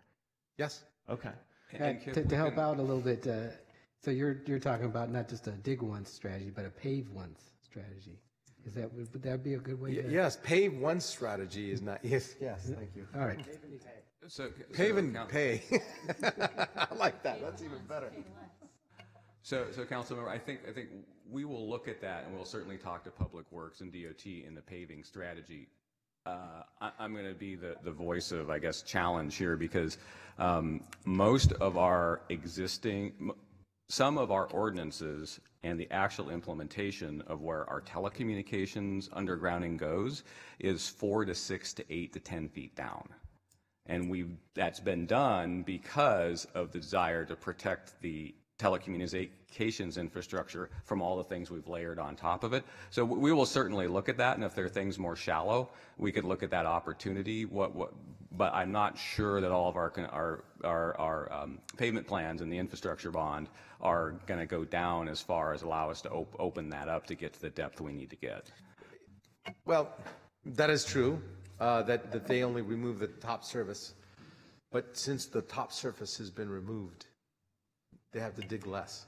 Yeah, and I think looking at micro-trenching and nano-trenching is on the list of things that also fall into the dig once, and if we're down there, we might be looking at that as an opportunity as well, so that's a good point. Yeah, so in any case, that's all I'm saying. And if they're required to pay, fantastic. Then we could possibly pave more roads is what I was really getting at. Leveraging private dollars to pave public properties is something good for all of us. Another thing that I brought to, I think, Kip's attention is digital mapping, and you guys briefly went into it. And I think creating a digital map of where we're digging is important. If you only have to go down to Santa Clara to find out what fiasco the VTA got into when they broke a gasoline line 8 times, it behooves us to have these three-dimensional, I don't know what you guys call them, the maps that do these things. And I don't know how are we moving in that direction? What's happening? Are you referring to private utilities, and as far as us mapping and maintaining the mapped locations of private utilities, or of our own infrastructure? Well, since we own the streets, right, doesn't it behoove us to know what are underneath them? I don't know if I can answer the ethereal on that one, but I think that as far as what we could maintain versus what we have as far as data on what's in the streets, since gas lines or telephone lines or whatever has been put in the street over many decades, there isn't a complete mapping of all utilities within our streets. There's been lots of conversations over the last couple decades as to what that would do and the value of that investment of finding that, doing full depth 3-dimensional mapping of those.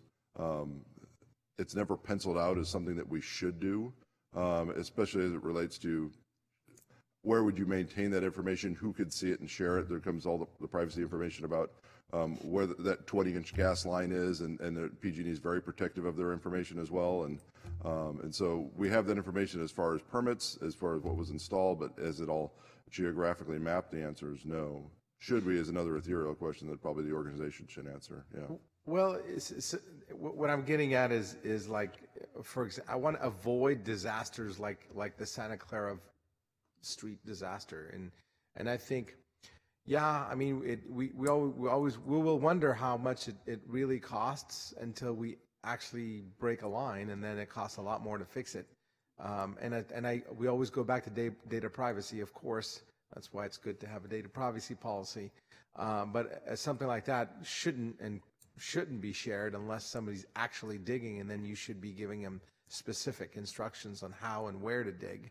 I'd imagine that should be in a fortified database, but I think it would be a good idea for us to start having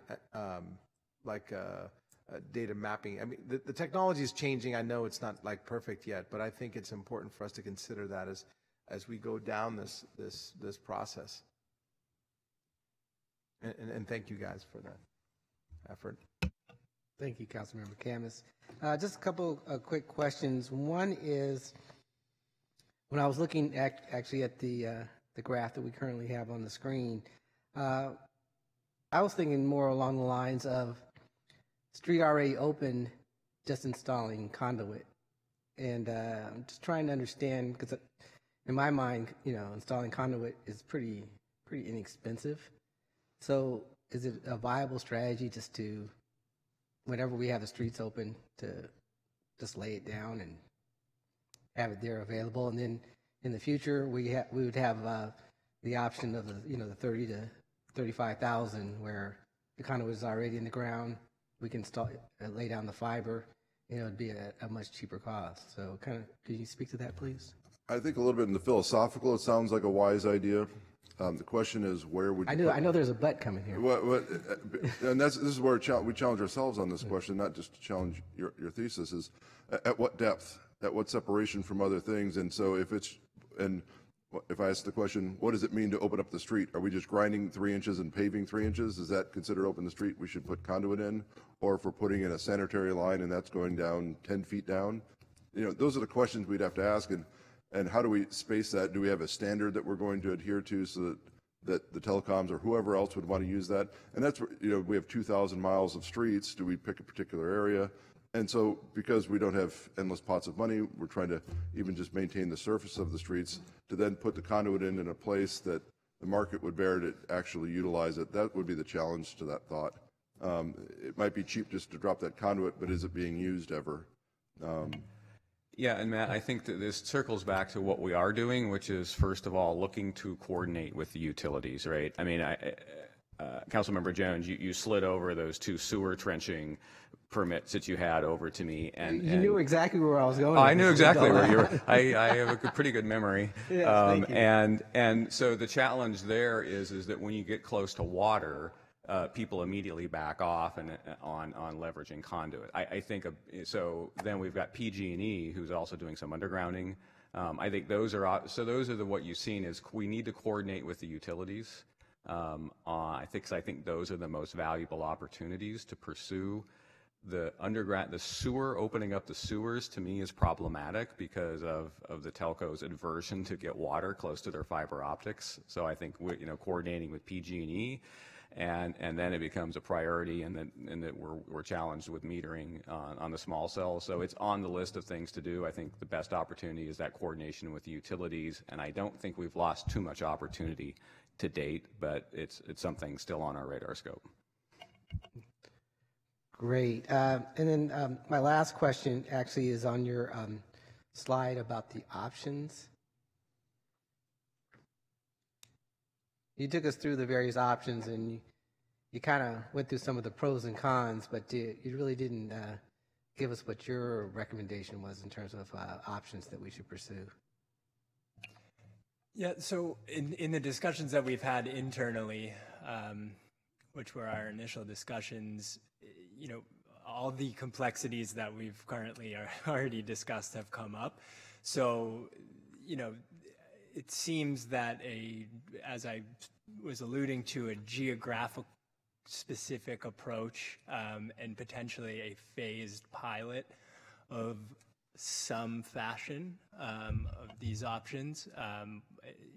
Again, we still need to have that February coordination meeting, but that would be our approach. Yeah. So our initial approach is to increase coordination and communication, and then to identify if we want to take on one of these as a pilot. We have not made that decision internally yet, and until we kind of do another round of vetting, we aren't ready to say, hey, let's try out the voluntary joint excavation in this area, or let's try the city-owned conduit. We need to take another rev, but what we do know we're doing is turning up the volume on the coordination.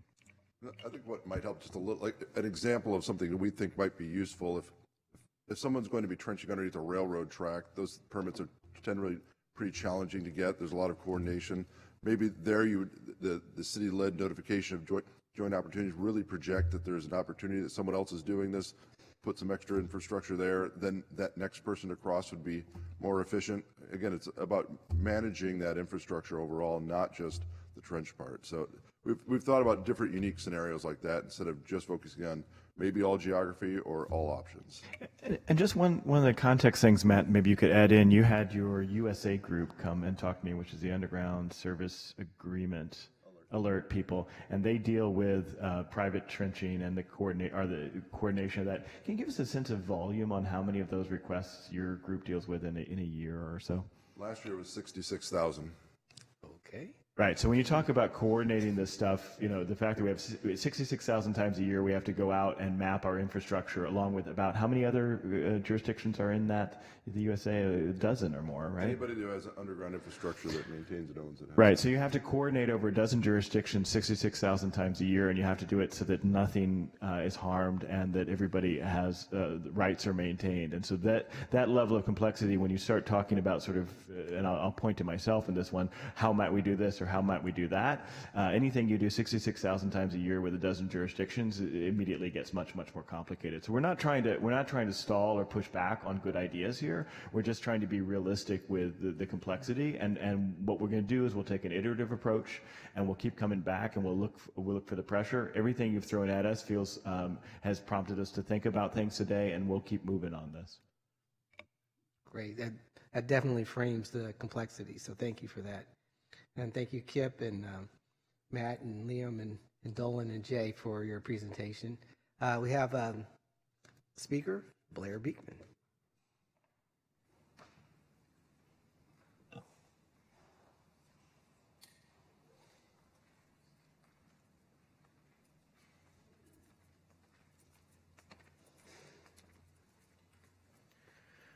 Hi, this was informative.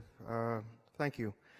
You know, in looking over this beforehand and hearing your words today, you know, it really reminds myself of the work that you put into this, Mayor, in making it work. I don't know if I'm exactly in favor of it, but the effort that you made to make it a city concept could really, really mean a lot in the future. So I thank you for that. And, you know, we talked about this subjects come up often, and, you know, it's my feeling the other half of how you're building this 5G plan, you know, under the ideas of a city idea is for the city to be in control of its accountability and its openness with the people, you know, as you're creating it. And that the people themselves within the neighborhoods should have an important say in if they want this technology in their neighborhood, and should it be a part of their neighborhood. I know you want it more than anything in the world, but I just really think you have to consider what a neighborhood feels about these things, and really learn to work with that. For instance, you have plans right now for a 21-day period where a neighborhood association can get together and address you if you want to bring 5G into their neighborhood. And it's my hope that you can practice a little leeway in that 21-day period for neighborhood groups to organize themselves, because this is new to everybody still. And I just hope we can practice slowness and patience in how we do this. Thank you. Thank you, Blair. Can I get a motion? Motion to approve. So moved and seconded. All in favor say aye. Aye. All right, motion passes. All right, we're on to item number D4, the Safe City Update.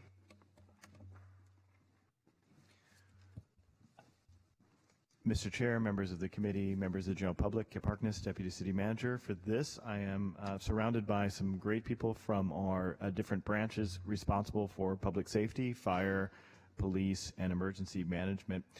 If you took a look at the council, or were part of the council presentation at the Public Safety, Finance, and Strategic Support Committee, otherwise known as PISFIS, we will be providing an update on some of the data-centric technology solutions, how they progressed across public safety emergency management teams in the effort to create a safer San Jose. So our broadband manager, Jay Guevara, will be leading this. I'm also joined today by Fire Chief Robert Sapian, Police Lieutenant Steve Lagorio, Janet Fan, Program Manager of the Police Crime Analysis Unit, Ray Reardon, our Director of Emergency Management, and Daniel Tucker, our Alert and Warning Coordinator. So Jay will frame the Safe City projects that we'll discuss, and then the next steps to incorporate these projects into a true Safe City strategy. Take it away, Jay. Thank you, Kip. Good afternoon, Mr. Chair, Honorable Mayor, committee members, members of the public, and city staff. Jay Guevara, Broadband Manager, part of the City Manager's Office of Civic Innovation. The Safe City goal is to leverage technology to make San Jose the safest larger city in the country. The strategy includes two primary components. Number one, broadening the use of data and data analytics. And number two, utilizing digital platforms to improve public safety and emergency response. Using data and technology to improve public safety is performed through a variety of measures unique to each department, while sometimes spanning departments today. Today we'll update the Smart Cities Committee on a few examples of projects underway as we build our Safe City strategy in 2019 to ensure these programs are driving toward improving public safety and emergency response. With this overview of the Safe City strategy, let's move on to surveying the latest developments with data-centric tools deployed. So for the fire department, you will see how the city is improving response times, implementing business intelligence, and refining fire station alerting.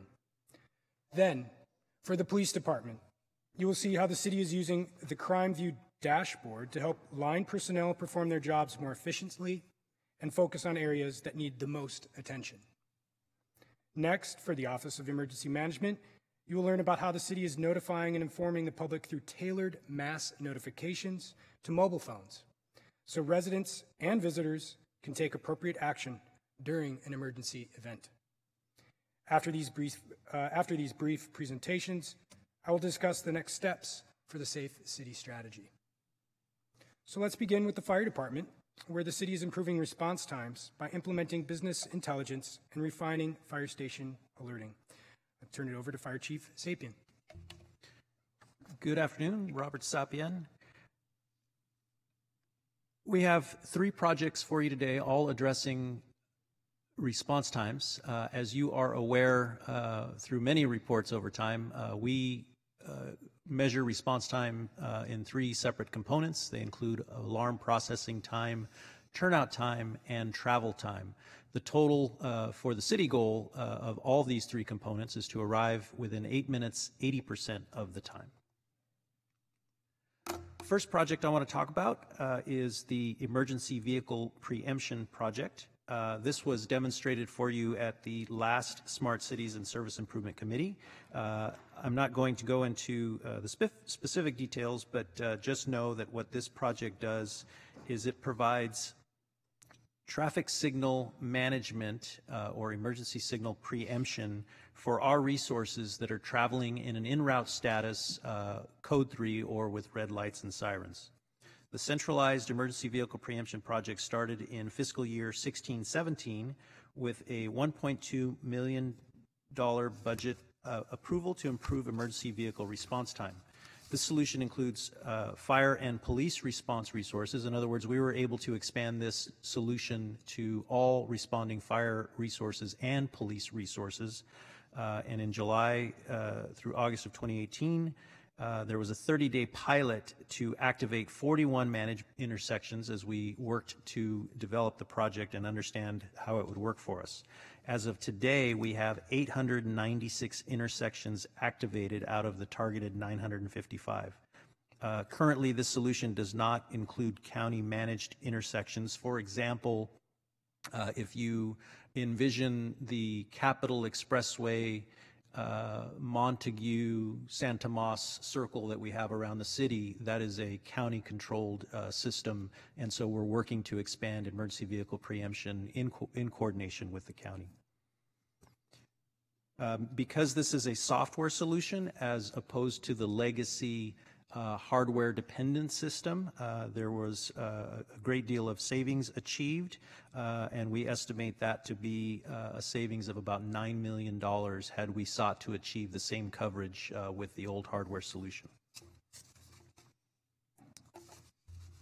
Next, the business intelligence strategy for us is the use of tools and techniques to provide us visibility into our operations, automate manual data reporting, provide better ad hoc reporting capabilities to respond to tactical operational issues, and to create dashboards and visual tools for trend and comparison analysis. For example, how are we doing moment by moment in terms of turnout times, city and county response time compliance, and resource scheduling. The department has been exploring the use of data analytics for a few years now and how best to use data to make better business decisions.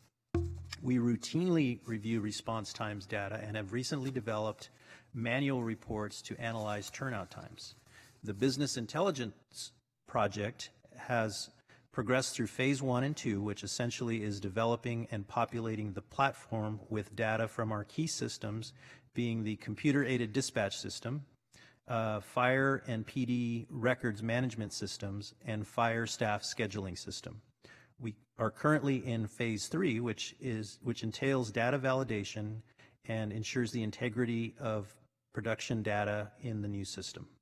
Our next step is to develop the actual dashboards and visual tools and begin using the system at the command staff level, which we estimate to be able to achieve the first part of 2019 if phase 3 is successful for us.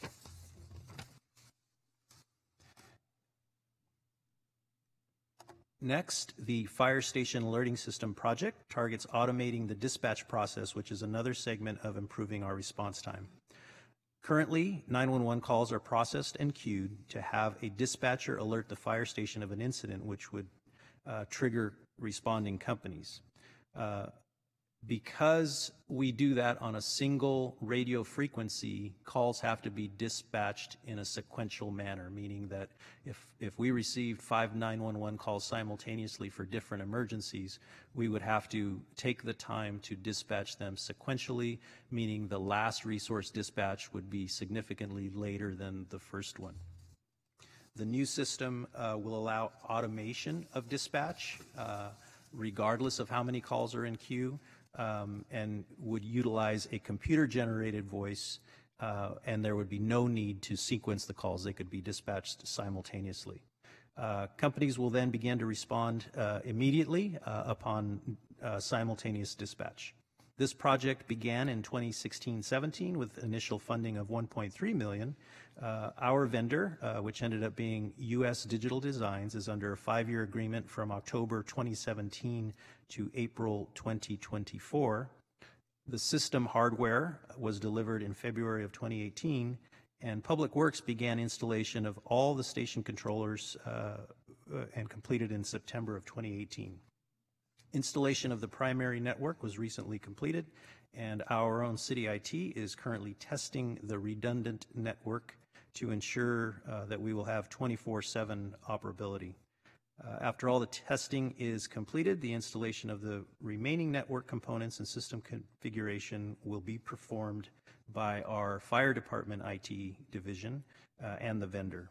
We estimate that we will be fully live in March of 2019.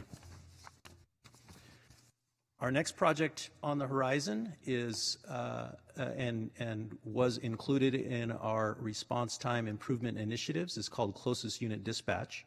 Currently, resources are dispatched based upon a geographic assignment of a neighborhood. So we call them ESZs, or Emergency Service Zones, which are basically small puzzle pieces of the city.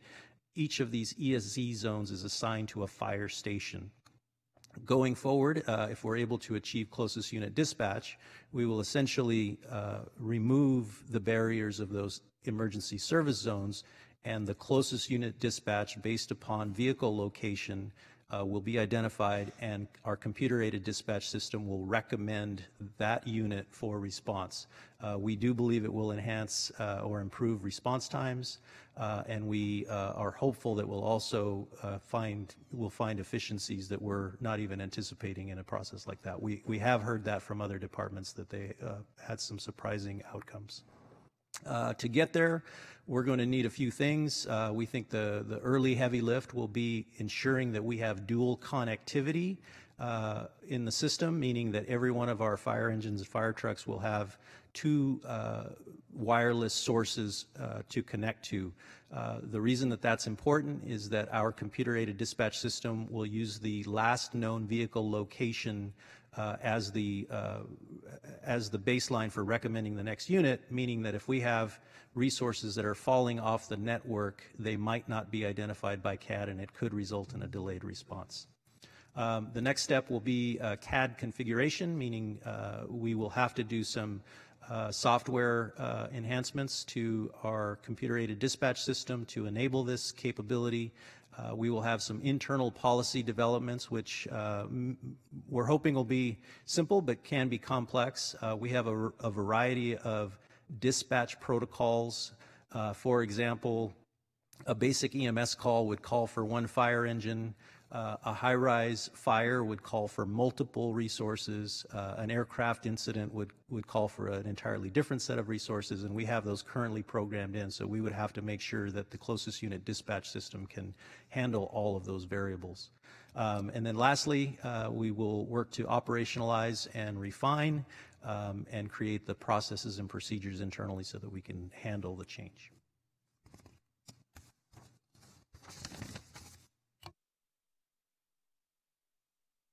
Thank you, Chief.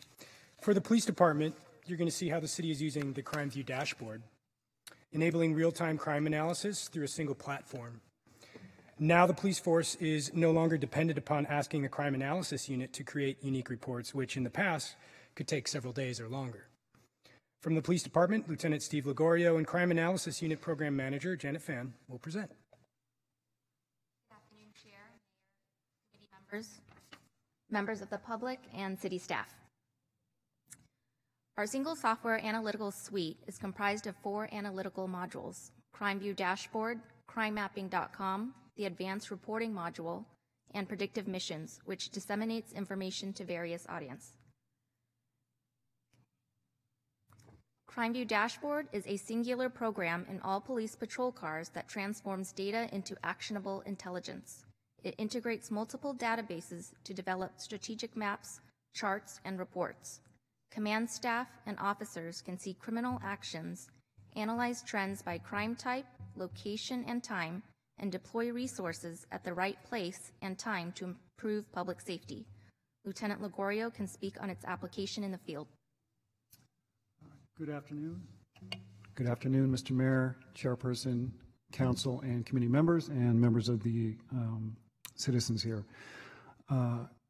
Lieutenant Steve Ligorio, I'm currently assigned to patrol. I'm a trainer for this application and also a user, so I'll give some examples of how we utilize it. I'll talk a little bit about each level of command, captain, lieutenant, sergeant, officers, and how they utilize it. Our captains have saved queries. They log into the system with a simple press of a button. They'll get responses for whether it's burglaries, car theft, carjackings. They'll get the numbers that they want. They'll be able to identify trends, and also what you may have heard about in community meetings is hotspots.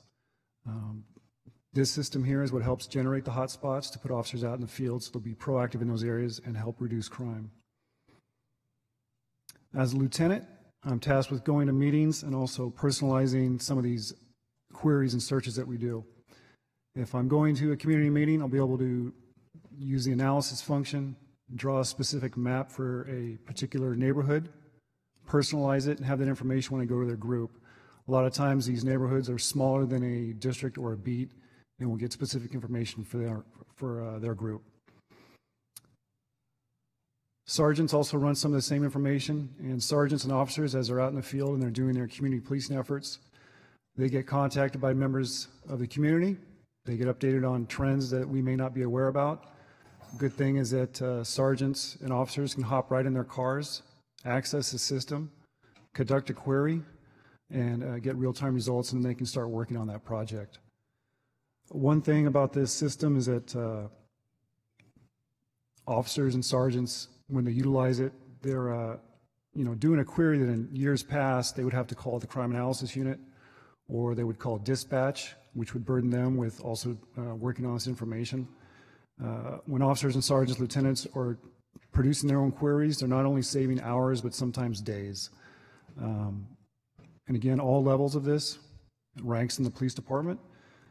We can save a particular query, so as we go back to a community meeting or we go back into a neighborhood and we're trying to deal with a specific problem, we can bring our original query right back up, see if there's been any changes, or if there's any new developments. Again, the areas and the types of crimes will be personalized for each individual location. Thank you. Sworn personnel also have immediate access to the data, and the entire data integration process is automated so that information is current and reports are immediate. This has allowed the crime analysis unit staffing and resources to be more proactive into investigations and clearing cases and solving crimes. CrimeMapping.com provides residents the ability to access and view crime activity within their neighborhoods. Data contained is extracted from the police records management system through an automated process. The data does not contain sensitive or confidential information, and addresses are generalized by block in order to ensure that privacy is protected. Citizens have access to general information on incidents, such as the description of the offense, incident number, date and time, and address, which is blocked. The Advanced Reporting module provides department members the ability to conduct searches of computer-aided dispatch or CAD calls for service of data. It also provides reliable, targeted, and task-specific statistical reports. The Predictive Missions is a module integrated directly into CrimeView Dashboard. It is a crime forecasting engine that predicts when and where crimes are likely to occur, for command staff to allocate proactive patrol efficiently. This was completed in August of this year, and staff is still validating data and testing it. The analytical suite as a whole has increased productivity and improved operations. Placing crucial information and reports into the hands of officers gives them the opportunity to be proactive. It has allowed the Crime Analysis Unit to become proactive and increase their role with investigations. And as previously mentioned, we are now assisting with solving and clearing cases. Thank you, Jay.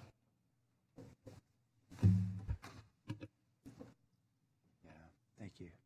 Thank you, Mr. Chair. I just wanted to say first, I really appreciate the work that's being done here. This is, I think, some of the most important work we're doing and really the rationale for this whole smart city effort. And so I really appreciate it. Unfortunately, I know both Councilman Camas and I have a 4 o'clock meeting with VTA. I'm actually chairing that. So I have to leave now, and I'm very sorry to do it. But I really appreciate the work that's been done, particularly in improving our fire response. It's really tremendous. Thank you, Chief. Thank you, Steve and Janet. Now you will learn about how the city is notifying and informing the public through tailored mass notifications to mobile phones. So again, that residents and visitors alike can take appropriate action during an emergency event. So Director of the Office of Emergency Management, Ray Reardon, and Daniel Tucker, Alert and Warning Coordinator, will present. Good afternoon, Mr. Chair, Mayor, Council members, members of the staff and public that are in attendance today. I'm Ray Reardon, Director of Emergency Management in the City Manager's Office. What you see here in this slide is what we call our onion approach to communication.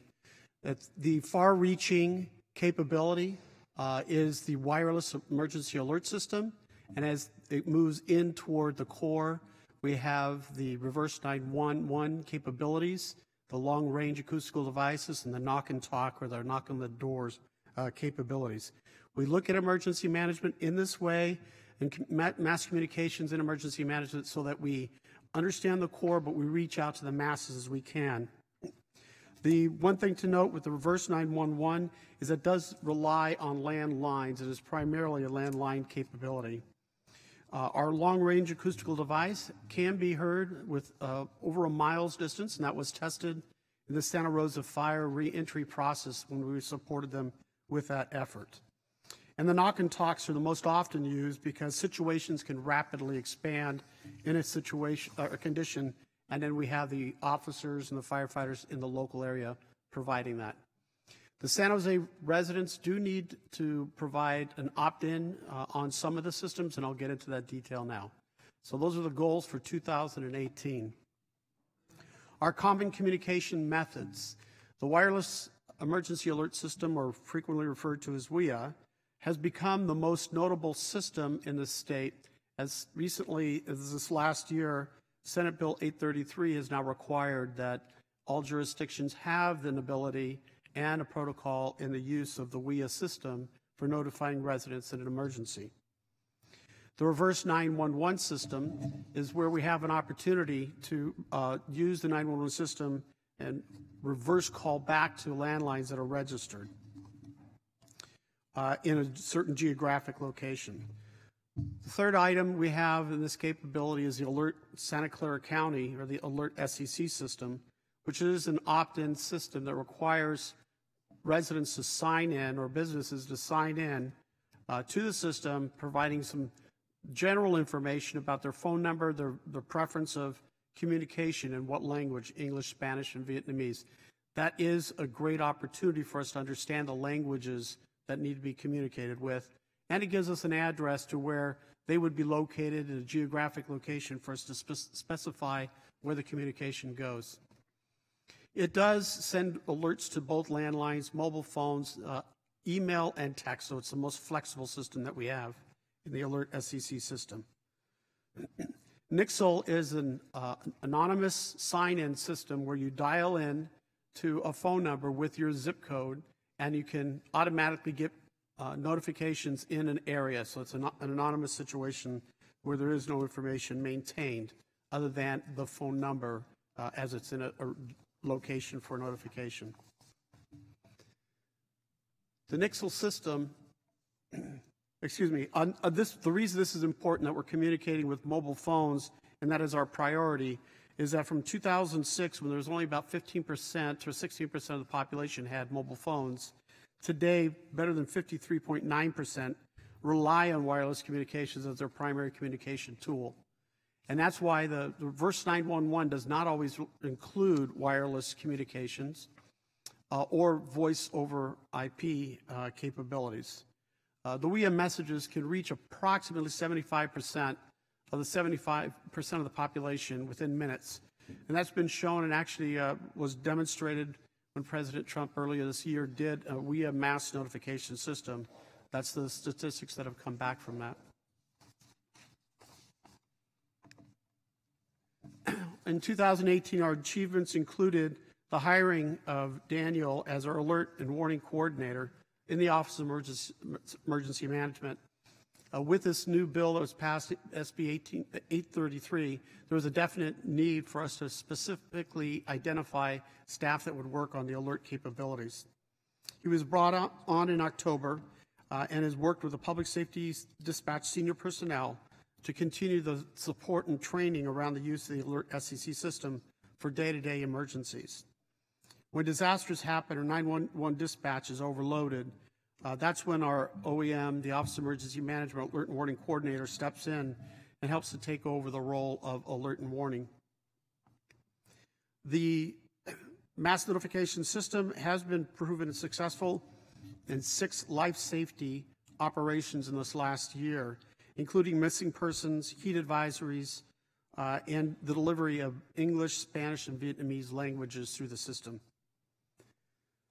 Even with its 77% increase of our opt-ins, the number of signups is measured by the thousands. The Alert SEC opt-ins need to increase further. We do recognize we need to have more people signed up. The Office of Emergency Management has conducted several preparedness fairs. We promote it each time of the fair for signups. And we also put it out in all our publications, social media publications, even emails. We have that notification for people to sign up. We currently support the English, Spanish, and Vietnamese emails, texts, and audible phone messages. We continue to improve our alert and warning preparedness toolkit with the acquisition of another LRAD system with UASI funding and increased training on the use of the wireless emergency alert system. This is what the sign-up looks like at this point with the Nixle system. This is the number we're referring to.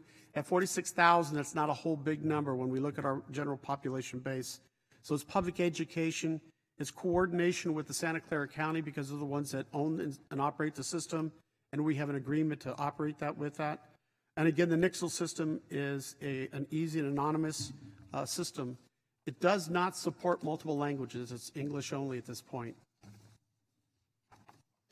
Our publications and whatever we're out doing, public fairs or communication, this is what our public education media looks like. including information where to sign up for the Alert SCC system, which is the best way for us to communicate.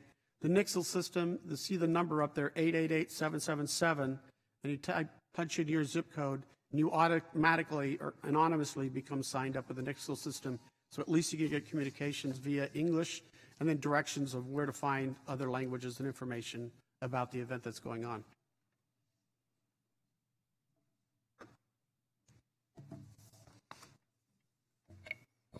Thank you, Ray, for the review of the mass notification system. And now we know that we can all provide our zip code and use 888-777. So the next steps for the Safe City strategy are threefold. Number one, we need to build city capacity on staff to take on this important work and make sure that we're coordinating all of these platforms and data-centric tools. Number two, we need to assess the public safety mobile network requirements. I think when we're talking in other contexts on a commercial network about coverage and capacity, you've heard several mentions of basically redundancy to make sure that we have dual SIM cards, and there are multiple ways so that we know where our vehicles are to improve response times. And finally, number three, we need to update the Safe City strategy in 2019.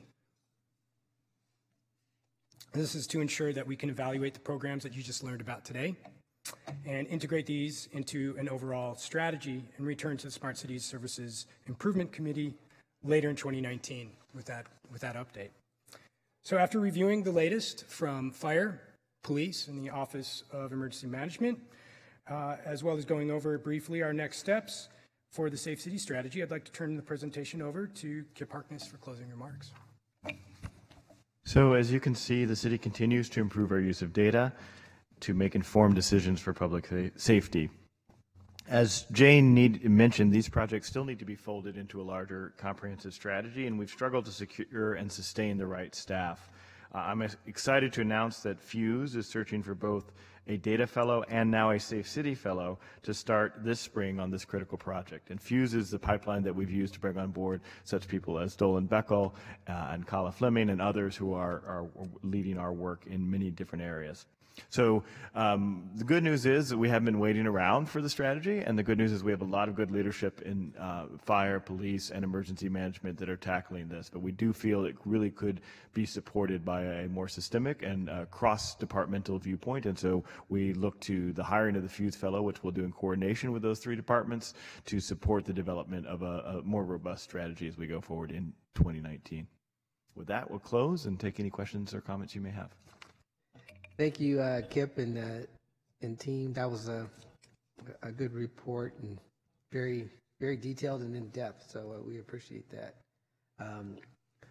Look to my colleague, Councilmember Davis, for questions. Your remaining colleague. The last one, last person standing. Thank you for the presentation. Really appreciate the information, and I didn't know about Nixle, so I just signed up while you're talking, and we'll be sure to share that on our social media as well.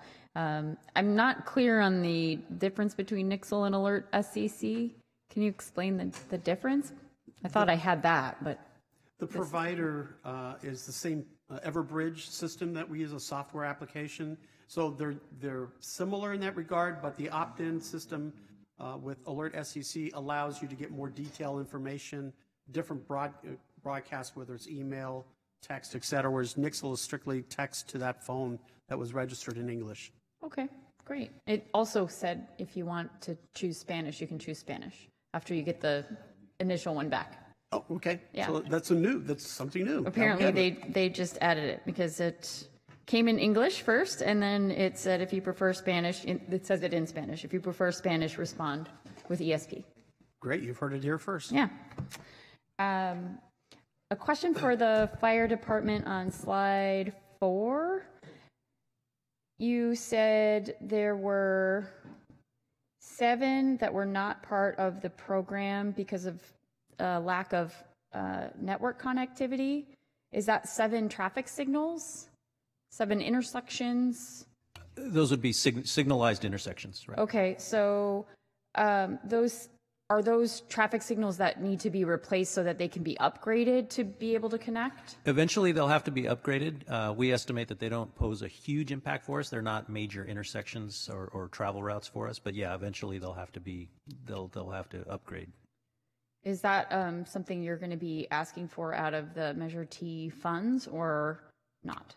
So right now it would be a Department of Transportation decision.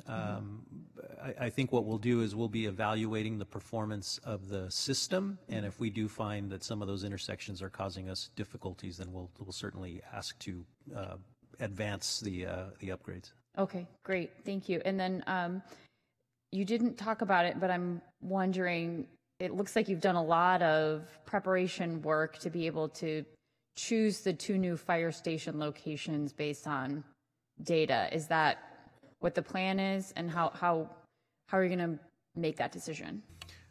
Right, so we do have a very good foundation on that particular question based upon the organizational review that was done in 2016. That did include some heat mapping, some call experience, traffic pattern type analysis, and so that'll be our baseline starting point. And then from there, we're going to probably try to be informed by the 2040 plan in terms of what developments are on the horizon, and then also our current response network performance by way of our in-house capabilities that we now have to create heat maps and to understand where our most critical needs are. Thank you. Thank you, Councilmember. Just a couple of quick questions. For the fire department, some really exciting things that we're doing around the business intelligence and the emergency vehicle preemption. I know it's still pretty new, but have we seen or have we been able to quantify, a reduction in the response time by a certain percentage or a certain number of seconds or minutes? Well, you're going to make me spoil the news a little bit, but you will be hearing from us very soon that the fire department has achieved its target of 90% for EMS responses for 8 consecutive months. And so I believe that to be a result of a combination of strategies that we've employed down to each of the segments of response time. Certainly are one of our initial steps in improving our dispatch time was to convert to an early dispatch process, which means very early in call processing we initiate dispatch of our resources. So we made great improvements there. We have made great strides by way of data gathering and reporting to our field personnel on improving firefighter turnout time, and so that time has steadily increased. We made improvements relative to the availability of our resources, and so the instances where our resources might be out of service and unavailable due to training or because of mechanical shop activities, those types of things we've tried to minimize as much as possible as one of our strategies. And then finally, the most recent implementation of emergency vehicle preemption, we will be conducting a pre-deployment strategy or a pre-deployment study against a post-deployment performance study so that we can try to narrow what the impact of that particular project is. And we should have that hopefully completed mid-January to February timeline. Great. Well, that's still great news. Congratulations on meeting those targets. Similar question to the police department, I guess with Steve or Janet, in terms of with the crime analytics and data that you're utilizing. Have you seen any specific measurable metrics in terms of how effective it is or how well it's performing? So, a couple answers. One, it's hard to show what crime hasn't happened. That's always a tough thing how do you to prove a negative, right? How do you prove a negative? And right now, we're still in the infancy of getting that data. So the answer is it's hard to prove, and we're not there yet with the platform.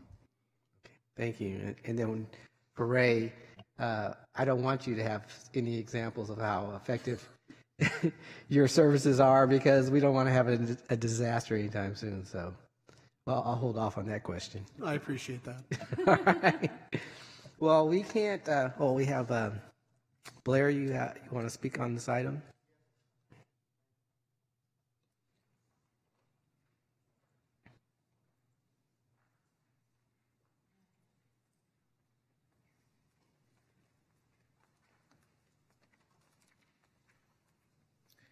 Hi, about the emergency alert system.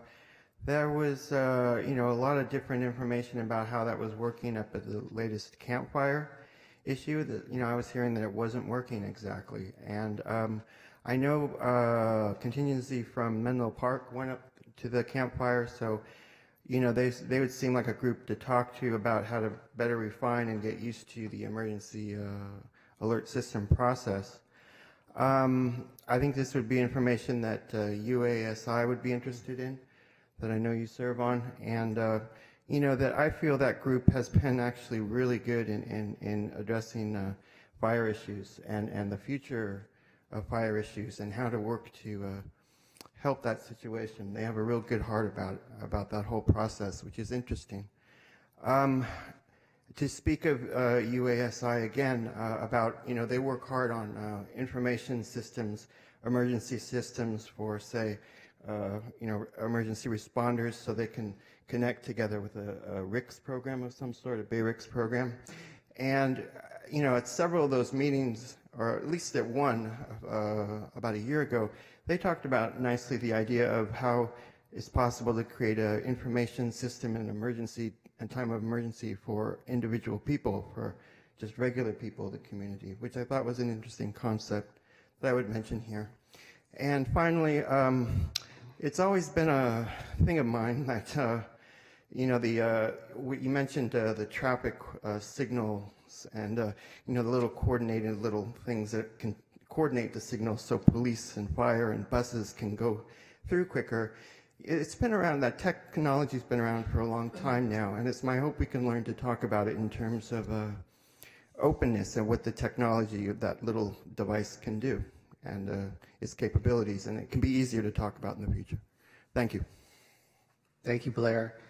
We can't, since we don't have a quorum, we can't vote on this item. And I also want to do a time check. Councilmember Davis, we have 3 more items to get through. Or are you going to? I already had to cancel the meeting, so. Okay, so you're with me till the bitter end? With you till the end. Okay. So we're on to the next item, which is the website redesign update.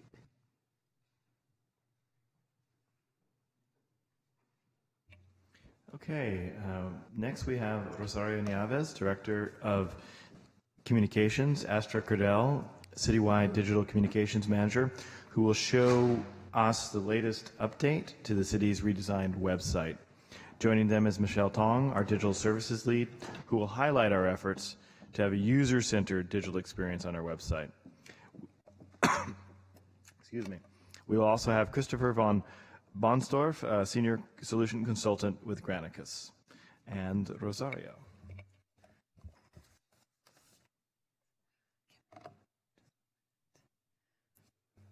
Good afternoon, council members. We'll make this as speedy as possible.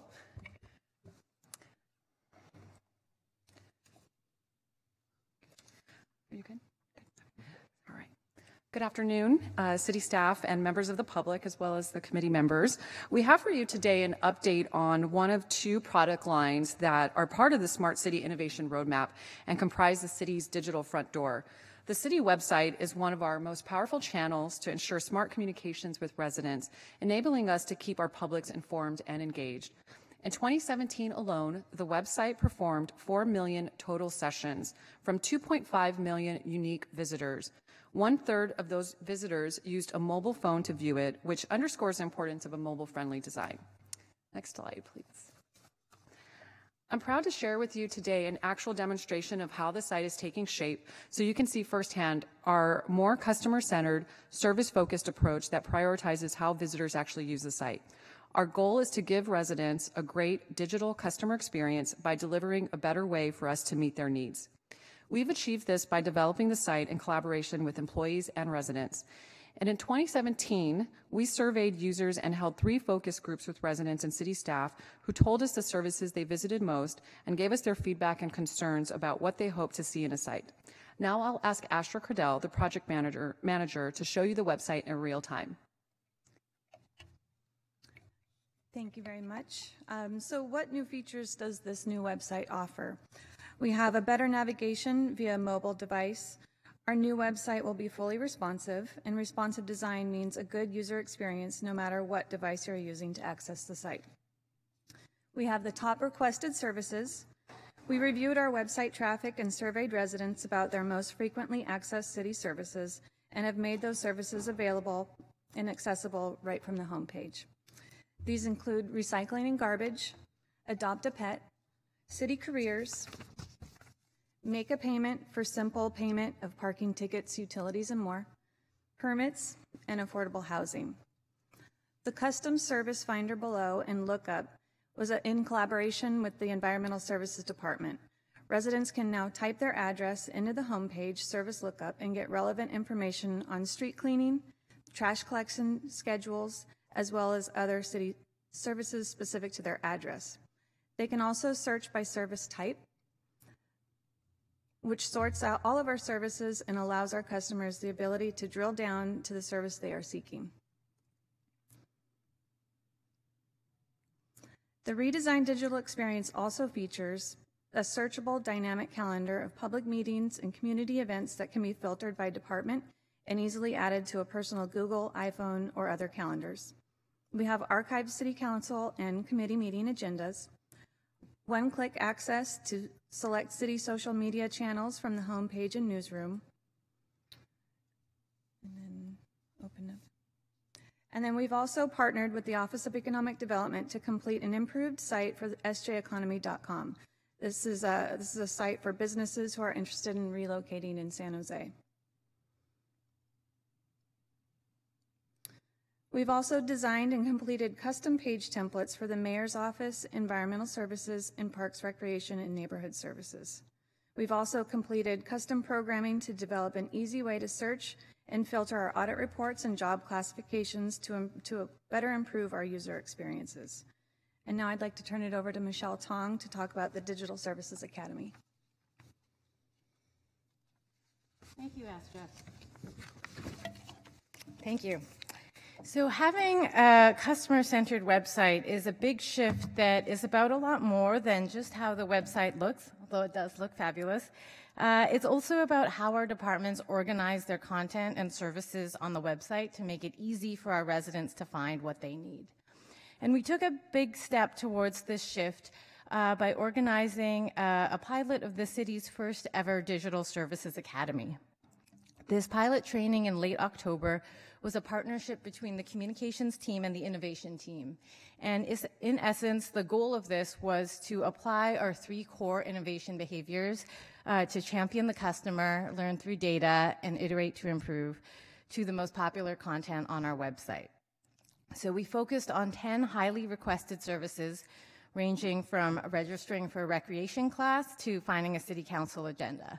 And we invited over 20 staff from 12 different departments to be trained in 4 core skills. Process mapping, which enables us to see the steps our customers go through to access our services. And this photo shows 2 of our staff working with the instructor on their process map. And then defining user needs, which are very concise statements that focus us on what our customers are trying to accomplish and why when they get to our website. Thirdly, writing for the web, which means making it easy for people to scan for what they need, not for the information that we think we need to tell them. And finally, user testing, which involves putting our site in front of real people to observe what actually works and what doesn't. And Astra's going to describe a little bit more about that user testing process in which we engaged with real residents to get their feedback. For the user testing, we had staff take an existing page of content on their phone and or a laptop and bring it down to the first floor lobby. They asked random people to complete a task on our website and speak out loud the steps they felt they should be taking and why. By doing this, we could empathize with our customers and visually see the struggles one must go through in completing tasks on our website. From there, we rewrote our content based on best practices we learned during the workshop. We took our rewritten content back down to the lobby and asked again random people to test the new process. Staff was enlightened to see the difference in the customer experience and pleased to see and hear the positive feedback from our customers. And here are some photos of city staff engaging with residents and City Hall customers right in and around City Hall. And actually, the participants in our Digital Services Academy really say it best when it comes to capturing how motivating and inspiring it is to engage with our real users. So here are two quotes. One participant said, "It changed my perspective on what people are thinking when they look at our site. All they want is to get one thing done." Another staff person who experienced rewriting his content and then showing it to users observed that by simplifying the steps and numbering them, the user was able to see what she needed to do. Doing this sort of testing with users and then iterating on our services is an ongoing activity that we'll need to continue to do to ensure a user-centered website, because our services and the needs of our residents are going to constantly change over time. And we see a lot of benefits to our overall service delivery to build these skills throughout our organization. So since our last update to the Smart Cities Committee in May, the core project team has made significant strides with the website vendor. We've completed the initial development phases of the project, including migrating nearly 7,000 pages of existing and new content from the Civic Plus website. Currently, we are in phase 4, which is soft launch phase, also known as the user acceptance testing phase. Since October, the team has completed 2 of 3 on-site trainings of the web administrators with the vendor, where staff learned the basics of the new content management system. Additionally, we partnered with Inside Outside Consulting, as Michelle just described, to add the Digital Services Academy workshop, which focused on teaching user-centered design. During our last update to you all in May, we projected a go-live date of fall 2018, and as you know, we're now in December, so we're a little bit behind schedule and are now projecting early winter 2019 for a go-live date. And when I say winter, I'm talking more early February for an actual cut over of the website to go live. And I'll talk about the phases of this in a minute. All right. So as far as next steps, so user acceptance testing consists of alpha and beta testing, which are those first 2 categories. Alpha and testing marks our internal review process, and this is going to kick off starting Monday. We're going to actually be sending you all an email, as well as the senior leadership team. You'll have a chance to look and play around in the site yourself, and then we'll ask you to complete a quick survey of a few questions to let us know your thoughts and your experience with the website and any things that you'd like to see us do better or differently. We'll also be testing the site with a select number of residents, just a select number, and we'll partner with departments to identify who those residents are. Once we've compiled our feedback and fixed any issues that arise, we will then move into the next phase of testing, which is beta testing, and this is where we'll have a live prototype to show on our current website. So what you'll see when you go to the Civic Plus website is a banner there at the top. This is a mock-up of what that'll look like, and the public will have a chance to click on that link, and it'll take them to the new website, and then they'll have a chance to play around in the new website as well, just like you all will, and they'll be able to take a survey too and share their feedback through that mechanism. We anticipate that both of these phases of testing will be 4 weeks each, which is projected to mean that we'll have that go live date of early February. First couple of weeks of February is what we're targeting for that. I am planning to also launch the communications process around all of this as well, and so we'll be informing employees about what to expect and about how any of the changes that they are able to see, as well as a campaign for residents too. And that campaign for residents is going to look like a shareable social media toolkit that will supply you all to be able to share with your constituents, as well as information for your newsletters. We'll have direct mail postcards available if you want to send anything out to your constituents, as well as emails that you'd like to send to anybody. So after that, after go live, we'll continue to iterate and improve by reviewing and prioritizing our release map for future versions of the site. And so at this time, I would just like to acknowledge and thank everybody that's been part of this project. It's been a long road, and we're really excited to have this prototype up and live. The web coordinators who have contributed to the creation of the site, for participating in the training and learning the new content management system. I'd also like to thank our vendor Granicus, and especially to Christopher and his team, all of the Digital Services Academy participants, and Alan Williams and Jack Maddens from Inside Outside Consulting, as well as the core project team who's here, consisting of Astra, Michelle, Charles Amos in IT, Rob Lloyd, and Kip Harkness. And so with that, I'll take any questions. Thank you, Rosario and Astra and Michelle. Fantastic job. I can tell you I'm really excited. You know, it's a long time coming. Too. And I know that for the council as well as our residents, we're looking forward to it. Councilmember Davis, did you want to ask a few questions? Don't have any questions. I want to echo everything that Councilmember Jones said. And also thank you for doing the customer service training so that our web pages, so that we didn't just transfer everything over and it becomes a better user experience. The only thing I saw when you put in permits, block party permit wasn't on the list. I don't know if special event permit means the same thing, but a resident isn't going to know that if it does. So that's the only, it's tiny, but I just noticed it when you were doing the little live demonstration. And very much looking forward to this. In fact, I got a text from one of my staff members who's watching and was like, how soon can we get this up? It looks great. We feel the same way. I love that one quote that, you know, users or residents want to do one thing. That is so true. One quick question, though. In terms of the content, we're talking about a legacy website with many layers of content. Yeah. Did you go through and scrub all the way down to the lowest layer, or as we utilize this website, when we hit certain links, will it take us to the legacy information and formatting?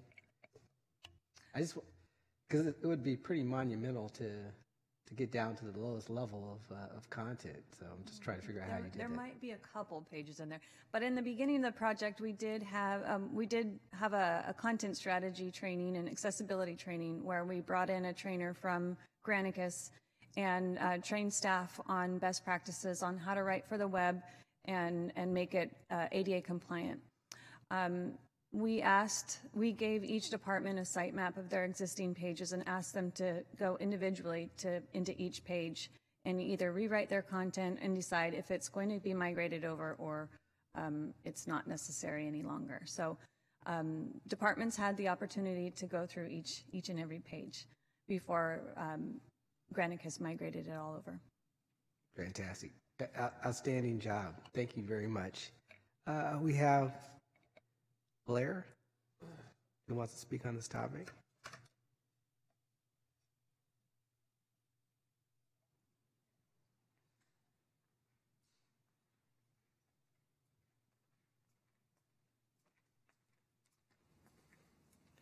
Hi, thanks for this. It was nice to hear some of the things. It looks like you're off to a really good start. Thank you.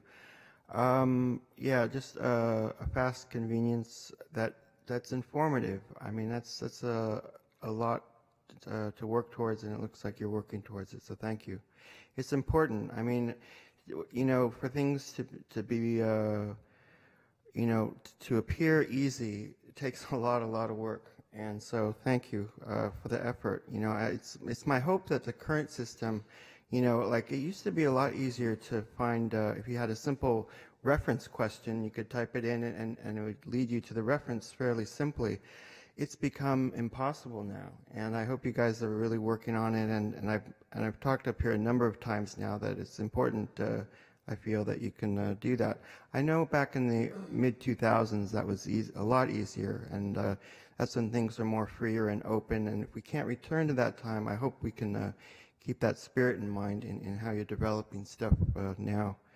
And I also I wanted to mention that I guess, you know, it's been a few months since there's been the new, you know, website design with the individual government describing, you know, the reports of government and the days and times of government. government public meetings and stuff. And, you designed a whole new web structure for it, and I didn't really like it at first at all, but I'm being patient with it. And I hope that in this test period that you can really make some serious changes to it, because it's not very open, and it makes it uncomfortable for a person to try to look through just a mirage of stuff to find what they're looking for in terms of the public meeting process. Whether it's minutes, it's agendas, it's, all that stuff. So, we're in a test period, so I hope you can really refine what that process is at this time as well. Thank you. Thank you, Blair. So now we're on to D6, approach to smart city procurement update. So I'd like to welcome up to the dais, or to the box with me, Julia Cooper, our Director of Finance, as well as Rob Lloyd, our CIO, Lisa Taitno, the Assistant Director of Finance, Jennifer Chang, Finance Deputy Director. And, we talk about a lot of different smart city things. All of these require goods or services, and almost all of those need to be procured through processes that we need to make sure apply with laws, our policy, and are done with transparency and ethics. And so that's a really challenging task, and this team today is going to take you through some of that challenge, but also some of how they've responded to the challenge to become more agile in the face of increasing demand from the infrastructure bond, the smart city roadmap projects, and everything else that we've been doing, especially over the last 2 to 3 years in the area of smart city work. So I'm pleased to turn it over to the team to take you through an in-depth dive into IT procurement. Thank you, and good afternoon, Chair and Councilmember Davis. We always wish that we had a standing audience when we're talking about stuff in strategic support. So we're a little disappointed that some of our council members have left. So you need to tell them what a riveting presentation they missed. And they should watch it on the rerun on the internet. So I'm Julia Cooper. I'm the Director of Finance. I really do thank you for your time today and allowing us to make this presentation. I'm here with Lisa and Jennifer in the Finance Department. And Rob is here as well. So Lisa will provide a brief overview and introduction, and then Jennifer will make most of the presentation as our Deputy Director for Purchasing. So she handles all these things on a day in and day out basis. So with that, I turn it over to Lisa. Great. Thank you, Julia. And again, thank you for your time. Lisa Taitano, Assistant Director of Finance. IT procurement is centralized in the Purchasing and Risk Division of Finance per the Municipal Code. It is one of the most important categories of spend that we manage in the purchasing side of the division. Purchasing is made up of 12 budgeted staff. They manage all citywide, non-consulting, and non-construction procurements. In recognition of the specialized expertise required to handle the city's growing demand, Finance created the IT Procurement Manager position and initially filled it in September 2015. The initial IT procurement manager retired, allowing us to fill the position in April 2018 with a new IT procurement manager who has a strong background in IT, public procurement, and contracting. Purchasing also reorganized in July 2018 so that the IT commodity was managed by one centralized team, the IT Strategic Procurement Team. This team is responsible for strategic projects, including RFPs and contracts, and tactical purchasing involving IT-related purchase orders. The objective of this restructure was to avoid project redundancies, consolidate spend more efficiently, and better leverage existing solicitations and agreements. This new team consists of 3 positions that serve all city departments on IT-related solicitations and agreements, and partners closely with the IT department to ensure all IT-related procurement and contract activities are properly aligned. The lean team consists of 1 manager and 1 senior analyst who support all IT-related RFPs, contracts, and special projects, and 1 buyer to support all IT-related purchase orders. I'd also like to add that purchasing recently issued a customer satisfaction survey to its internal customers several months ago, and the results showed that customers are generally happy with the level of service provided. They understand and recognize purchasing's role in making sure procurements are fair, equitable, and in accordance with guidelines. They recognize that procurements are completed in a reasonable amount of time and are happy with the level of professionalism, knowledge, and service provided to them. When asked how we can improve, multiple responses ask the city to increase procurement staffing levels and to offer more training. I'll hand the presentation over to Jennifer to cover our accomplishments and further commitment to innovative procurement, current training being offered, and ongoing resource challenges.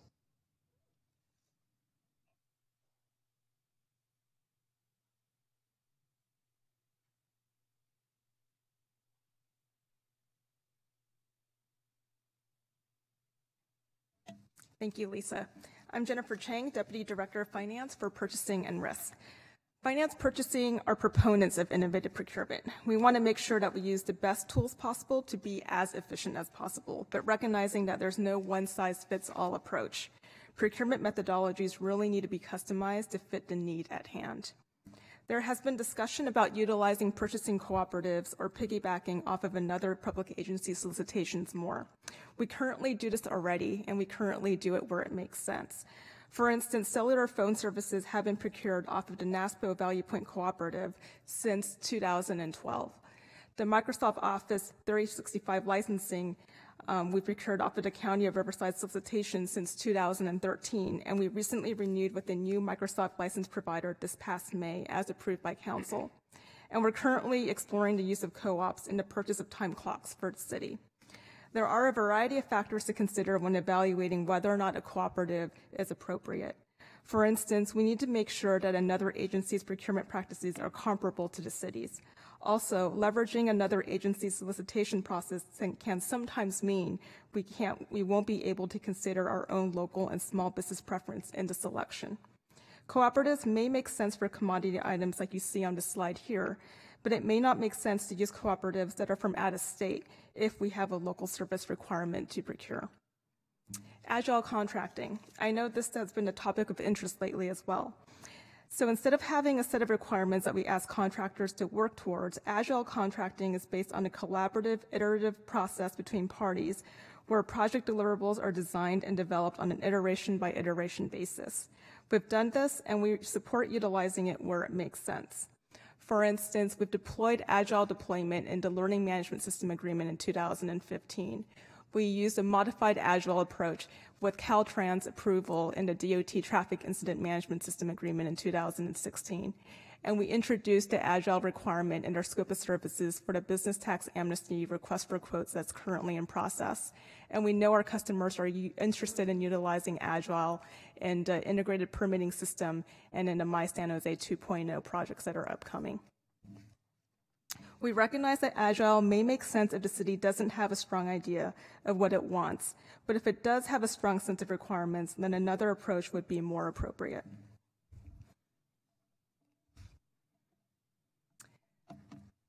If the need is right, we've suggested structuring RFPs that results into pools of qualified vendors with which we set up master agreements that contain negotiated terms and costs. When a department has a need, they could then activate the agreement by issuing service orders against them. We've done this in 2015 with the SharePoint Services RFP. We're currently going to be introducing the structure with the cybersecurity RFP that's consisting of 5 packages, so it's actually like 5 RFPs in one. And we've been doing this on an ongoing basis for a long time now with our IT citywide purchase orders for computer hardware and software. We provide creative, practical solutions for our customers, sometimes avoiding procurements altogether. For instance, in 2016, when Public Works first approached our team about their wish to procure software to manage the inventory and whereabouts of our city's fleet of vehicles, our IT procurement manager asked this question: don't we already have an agreement in place with AssetWorks that monitors the fuel levels of our fleet? Aren't the city's public safety vehicles already outfitted with GPS trackers? Is there some way to leverage what we already have in place with AssetWorks for this new requirement? Public Works took our suggestions and worked with our existing vendor. The contractor ended up outfitting our non-public safety vehicles with GPS trackers, create a custom code for a new user interface, and we, the city, were able to leverage an existing solution to solve a new problem without having to procure. Most recently, the housing department came to us with a request to procure software that allows residents to browse affordable housing opportunities on our website, similar to what the city of San Francisco has, a software called Dahlia. A discussion with housing led our IT procurement manager to ask this question: is the software developed by San Francisco open sourced? Turns out it was, so procurement wasn't necessary. But we recognized that we may need implementation services. So we inquired who implemented for San Francisco. It turned out San Francisco utilized a public agency solicitation from MTC, the Metropolitan Transportation Commission, which resulted into a pool of pre-qualified suppliers. As a result, staff is currently looking into obtain the open source Dahlia product developed through the city of San Francisco, and will solicit low-priced bids from the pool of developers from the MTC solicitation. This will enable the city to introduce our own scope of services, our local and small business preference, generate some competition, and ensure best pricing. We also support other agencies. We've added a public agency clause in our solicitation documents so that other agencies can leverage our hard work. We know and we hear some of our customers' challenges with procurements. On this slide are a few statements we've heard directly or indirectly from our customers through the grapevine. Often the common frustration seems to be a lack of awareness of the procurement process, lane engagement of the finance department, lack of awareness of our procurement process and why we have such measures in place, or limited in-house expertise from staff to adequately define scope and specifications. Sometimes, in the rush to get something done, there is a lack of understanding of the collaborative nature of procurements and contracting. Finance purchasing cannot manage and be responsible for procurements and contracting in isolation. These are projects that require active engagement, input, and ownership from departmental stakeholders in order to be successful. So here's what we're doing to help. We have available a Purchasing Basics course on CSJ University. We've held in-person trainings with various city departments upon request. Given current staffing levels, we are now asking departments to take the online training, and purchasing staff can come in and answer questions as necessary to fill in the gaps. Purchasing is currently in the middle of 2 system implementations. One is the upgrade of the purchasing module of FMS, our ERP system, which will help streamline the purchase order placement process. And the second is to replace and upgrade our e-procurement system from BidSync to Bid and Go, which will help streamline the solicitation preparation process and the evaluation process. We're committed to innovative procurement. On the horizon, we are working to develop a citywide RFP training course for city departments per the internal auditor's recommendations. Additionally, the team has been working with the City Attorney's Office and the Information Technology Department to update and standardize IT contract language in the city's exemplar to ensure that we have adequate and consistent provisions in place in our IT-related agreements, and to make sure that the language is refreshed as appropriate. Further out, we are supportive of seeking new strategies to make procurements more efficient while keeping with the tenets and best practices of public procurement. Currently, we are revising CMO on the Project Startup and Residence pilot, otherwise known as Project STIR. Project STIR's RFP process utilizes a design thinking approach that defines the pain points and what staff wants to solve when developing the scope of work. Ultimately, the selected vendor would be required to show a proof of concept. CMO is piloting STIR to see whether we can adopt practices from it to further enhance the demonstration partnership council policy, with finance purchasing playing a consultative role. While we are committed to procurement innovation, this is our challenge.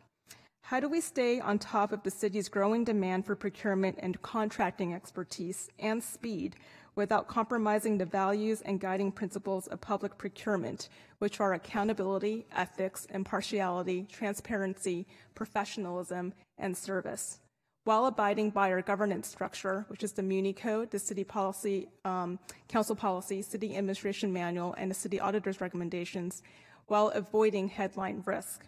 For context, in 2003 to 2004, city staff was involved with a procurement scandal where staff was found to have been colluded with the vendor Cisco in developing specifications for the network upgrade RFP for City Hall. This resulted into the Santa Clara County grand jury investigation, internal audit recommendations, and citywide purchasing reforms. There's a link here that points to a procurement study session with council done in 2015 if you would like further information.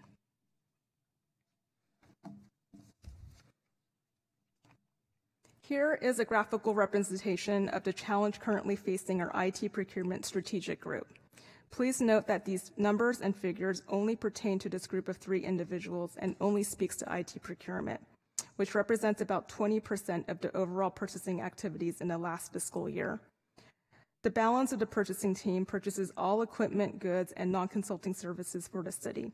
This includes body-worn cameras for the police department, the parking access revenue control system for airport and DOT, all of the other projects that you heard in the previous three presentations, the web content management software. We did that RFP. We also did the one for the fire alert alarm system monitoring RFP and the business intelligence RFP. We procure all equipment, supplies, and other essential services. The dark blue bar represents the number of purchase orders that were processed by fiscal year in terms of dollars, and the dark green bar represents the number of agreements. The red line shows authorized staffing. You may be wondering about that spike in fiscal year 16-17. It was a year in which we completed 2 big high-dollar agreements, an IPS, the integrated permitting system, and HR payroll. Just those 2 procurements accounted for that $14 million spike you see there. Without these 2 outliers, overall, you can see that purchasing activity levels have been steadily increasing, but we have maintained the same level of authorized staffing. In fiscal year 18-19, the light blue bar represents the number of projected POs we're forecasting we need to renew or rebid out by next June. And the light green bar represents the strategic projects that the team is currently working on by projected spend.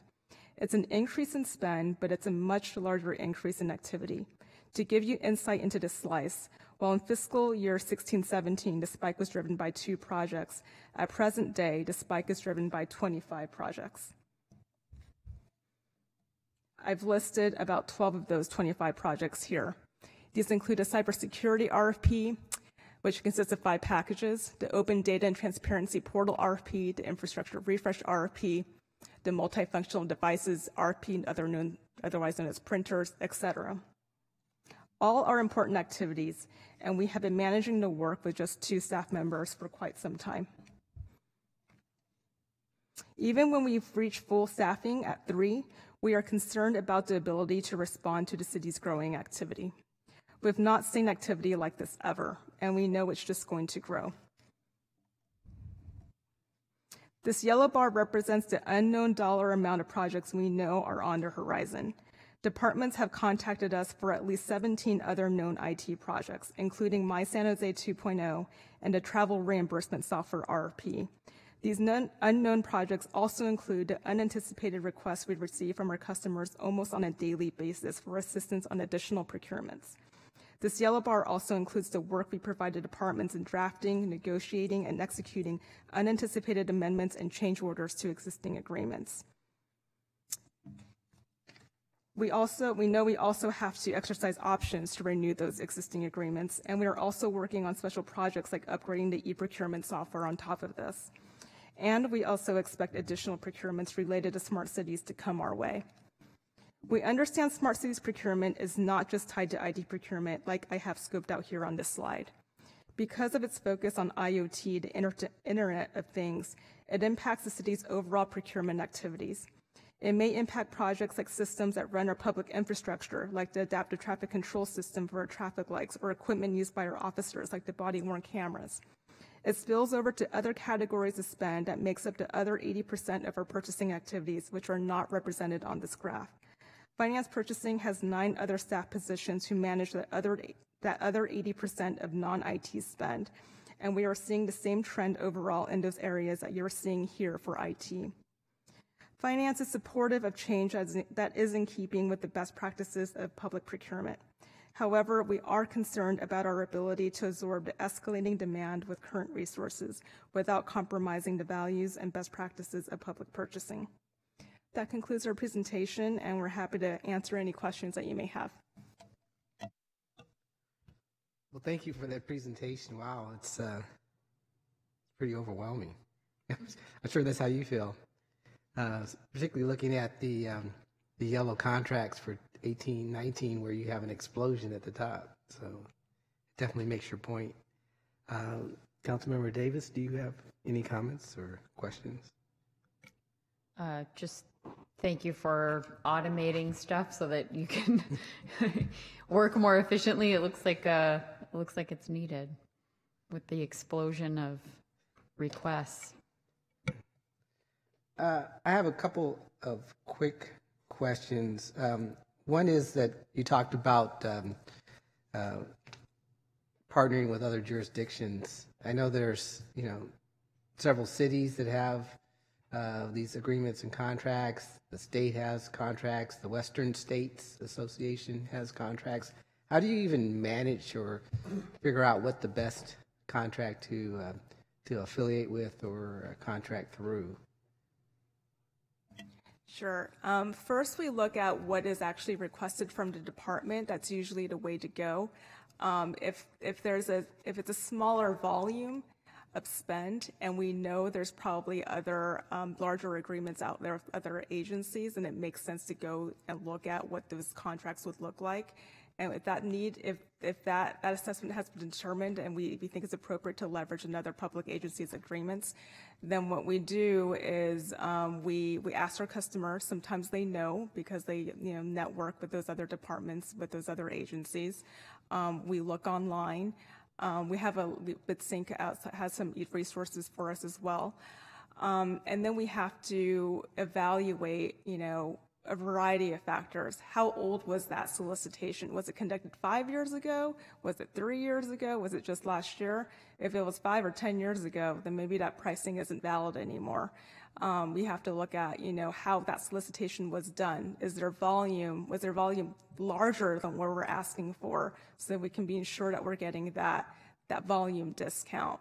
And then we have to see, of course, whether or not that public agency's solicitation process is similar to the city's, is comparable to the city's per our code. So there's a huge kind of chain of questions that we go through in evaluating how we might go about utilizing either a cooperative or another agency's agreement.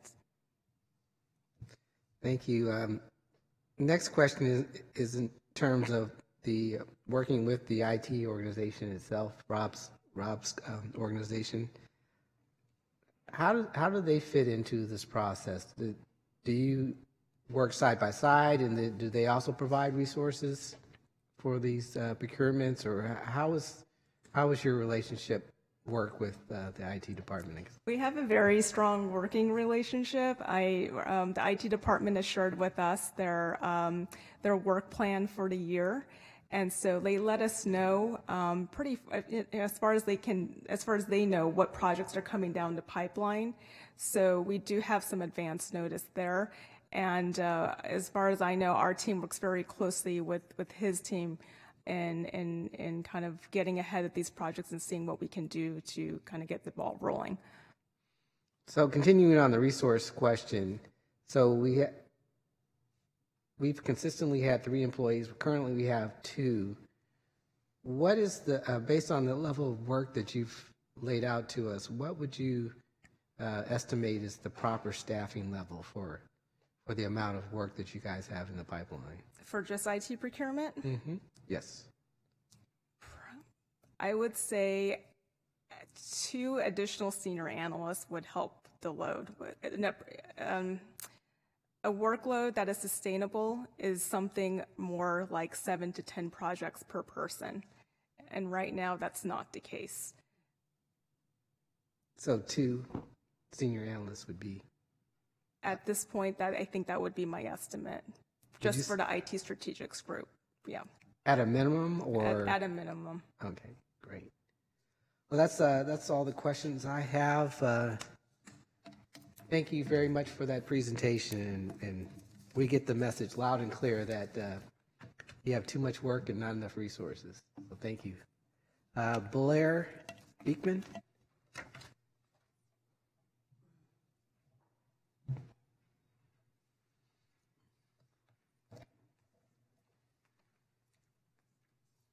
Thank you. You know, I guess it's been, you know, procurement practices have been changing since, say, the mid-2000s compared to like 2014 as compared to now. We're no longer in a state of war, and we're learning how to practice leaving the idea of war. And the procurement process now is offering ideas of accountability and transparency that can have a slightly different meaning to it that I hope would be of interest to you.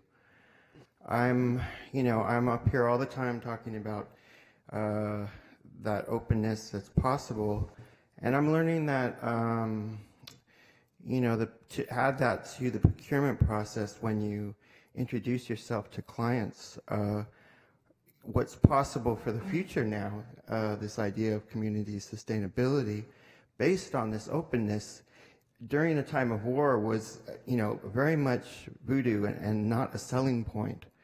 Whereas now I think it really can be, but it takes time and practice.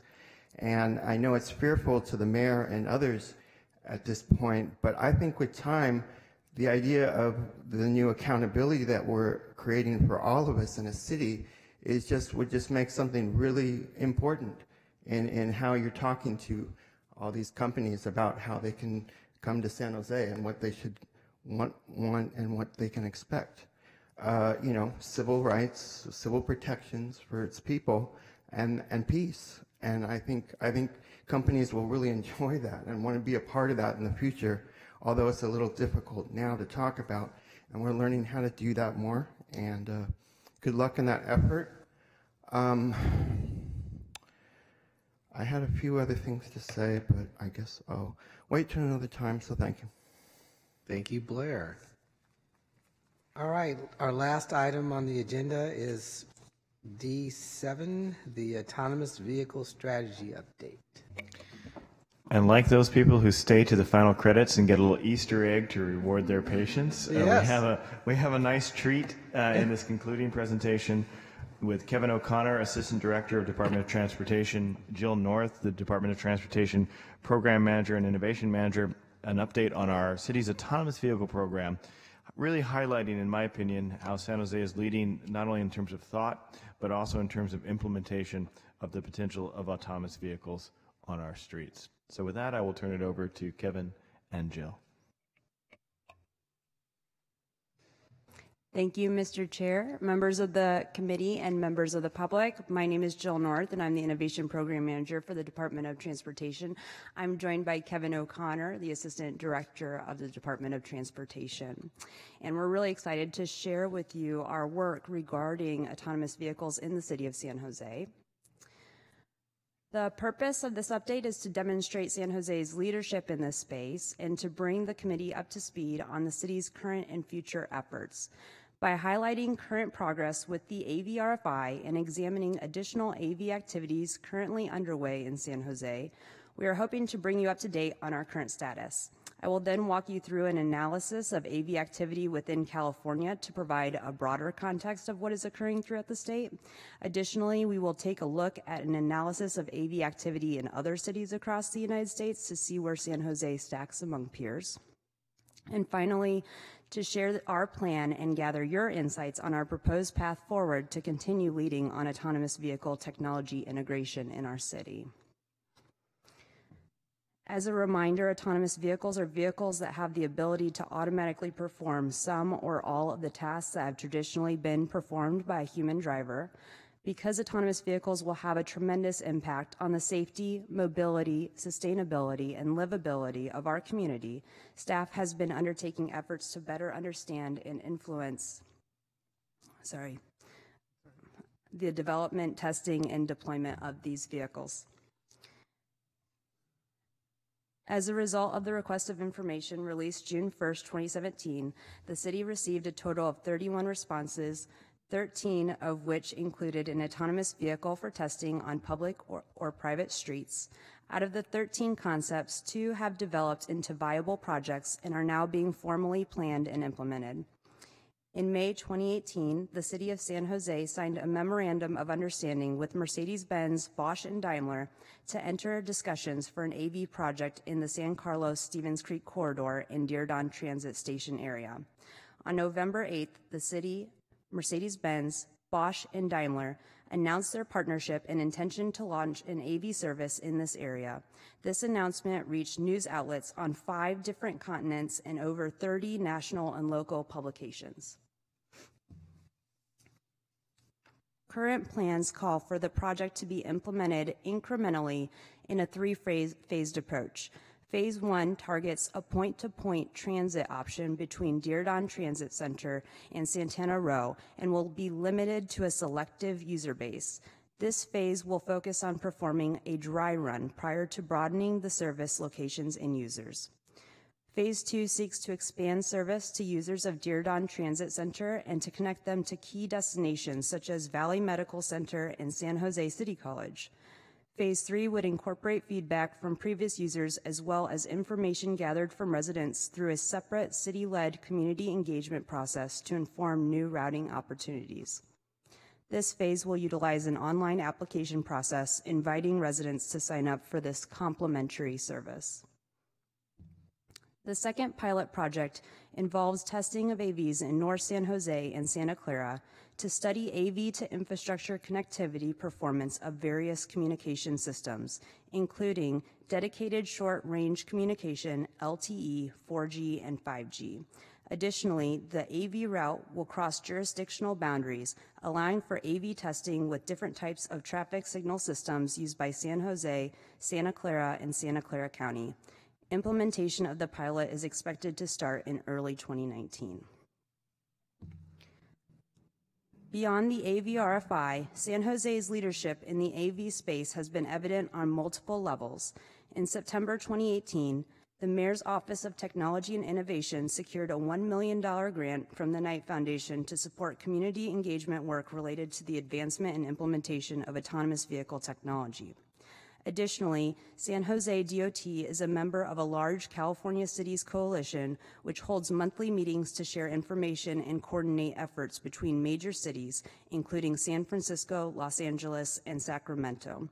Given the expansion of emerging mobility work, 2 subcommittees have emerged around AVs and data to provide guidance and share information between other cities in California.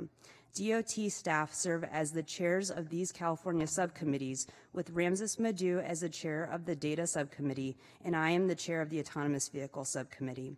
Our leadership in these committees ensures that current and future work related to AVs is aligned with the goals and priorities in San Jose. DOT is also developing an access and mobility plan, which will develop the citywide strategies and policies to achieve the ambitious transportation goals of the Envision 2040 and Climate Smart San Jose goals. In addition to these efforts, DOT staff has confirmed that 6 companies have performed independent testing in autonomous mode on San Jose streets.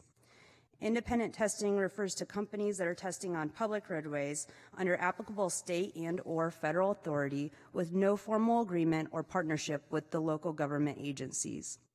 In some of these cases, companies have shared information about operating plans and vehicle capabilities, but other arrangements or commitments such as performance, data sharing, route designation, or community engagement that would help the agency, company, and community prepare for an autonomous future are not formally established. The 6 companies that have operated autonomously on San Jose roadway include Mercedes-Benz, Bosch, Delphi, which is now known as Aptiv, Drive AI, NEO, and Intel. As of April 2018, California DMV now issues 4 types of AV permits. These permits include AV testing with a driver, AV deployment with a driver, AV driverless testing, and AV driverless deployment. Currently, there are no companies that have been granted deployment permits, which means that AV companies cannot charge for rides in the state of California. There are 60 companies that have an AV testing with a driver permit, and only one company that has an AV driverless testing permit, which is Waymo. Of those 60 companies that have an AV testing with driver permit, only 12 of those operated in autonomous mode on public roadway as of the end of 2017, which are listed on the slide. It is noteworthy to point out that most of these 12 companies have fewer than 5 vehicles and drove less than 2,000 miles in the past year. Additionally, many of the companies that have actually performed autonomous driving on public roadway in the state of California have done so on San Jose streets. According to the Bloomberg Philanthropies and the Aspen Institute study, there are a total of 48 cities within the U.S. that have initiated some form of AV activity. I will be describing the nature of these initiatives starting from the bottom and working our way up. The solid black lines serve as a break between the different initiatives I will be describing. The 16 cities listed on the bottom with a red designation are categorized as only having done some form of AV planning work, which includes AV impact studies, potential route identification, or investing in smart infrastructure.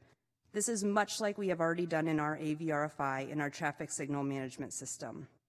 The next 3 cities listed with an orange designation are categorized as active USDOT AV proving ground sites, where AV companies can test vehicles on a closed track. There are 12 cities that are categorized with the yellow designation, indicating they have invested in some type of driverless shuttle service that generally operates within a 1 to 2 mile loop and on average an 8 mile per hour speed with a maximum speed of 25 miles per hour.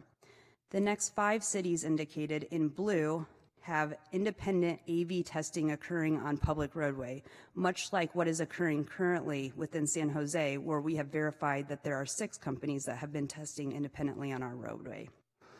The following 7 cities have multiple AV efforts underway, which includes some combination of planning activities, driverless shuttle service, and independent testing. And at the very top, there are 5 municipalities that have led the way in terms of notable AV efforts that include a partnership with 1 or more AV companies to test and operate AVs on public roadways. I just want to note that 3 of these cities are in the Boston area and collaborated on a single effort, so that's why Boston, they're all kind of listed there on one line. Greenville County, South Carolina, and the city of San Jose are the other 2 municipalities with notable AV efforts occurring. The purple designation indicates a formal public-private partnership underway. San Jose continues to lead among peers with its AV efforts in terms of planning, AV company independent testing, and public-private partnerships, with only Boston adopting a similar approach.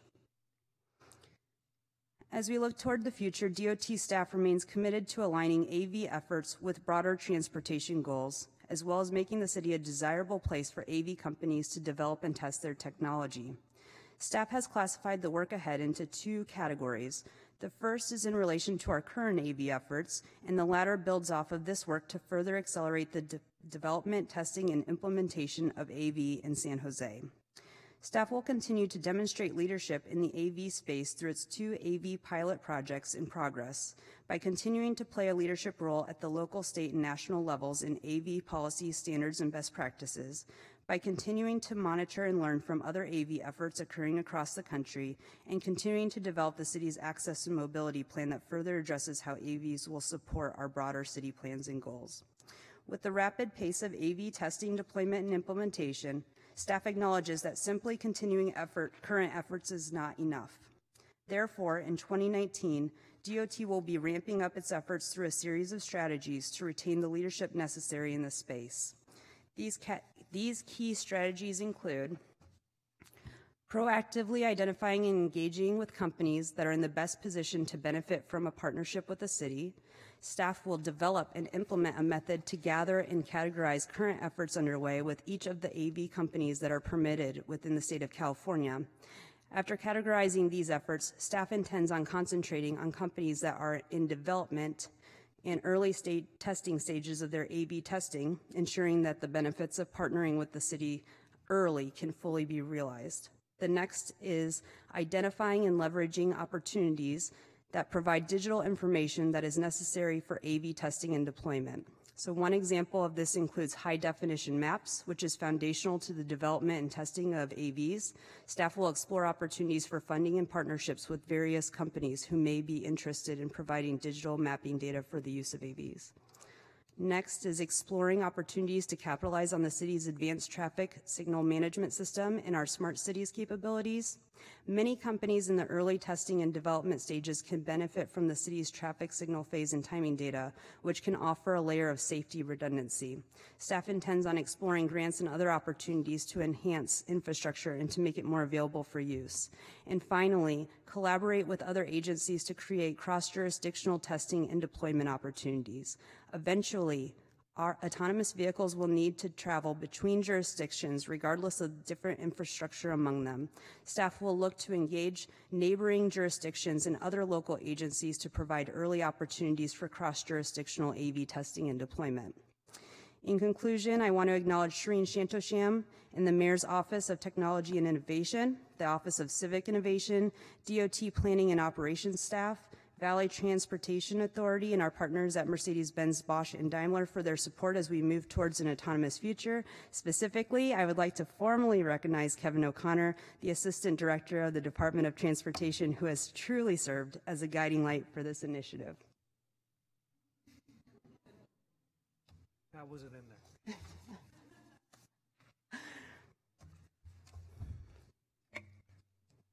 And with that, I think we were open to questions and comments from the remainder of the committee. Well, actually, I was waiting for Kevin O'Connor to make a speech for that, after that. Those kudos. But actually, if you're going to have the two remaining members of this committee, I think it's great that it's me and Councilmember Davis, because we're extremely excited about the Mercedes Bosch pilot. We're looking forward to that being implemented through our districts, and it's really exciting. And I want to commend everybody on the hard work that what they've done to get to this point. And I think that it's incredibly impressive, the work that's been done. I just have one quick question, and that is in terms of, even on the last slide when we talk about our next steps, some of that information that we're laying out in terms of next steps really involve a lot of open source data or information. And my question is, how do we capture best practices and benchmarking when a lot of the companies that we're working with want to keep everything proprietary? So just kind of, if you can speak to that, please.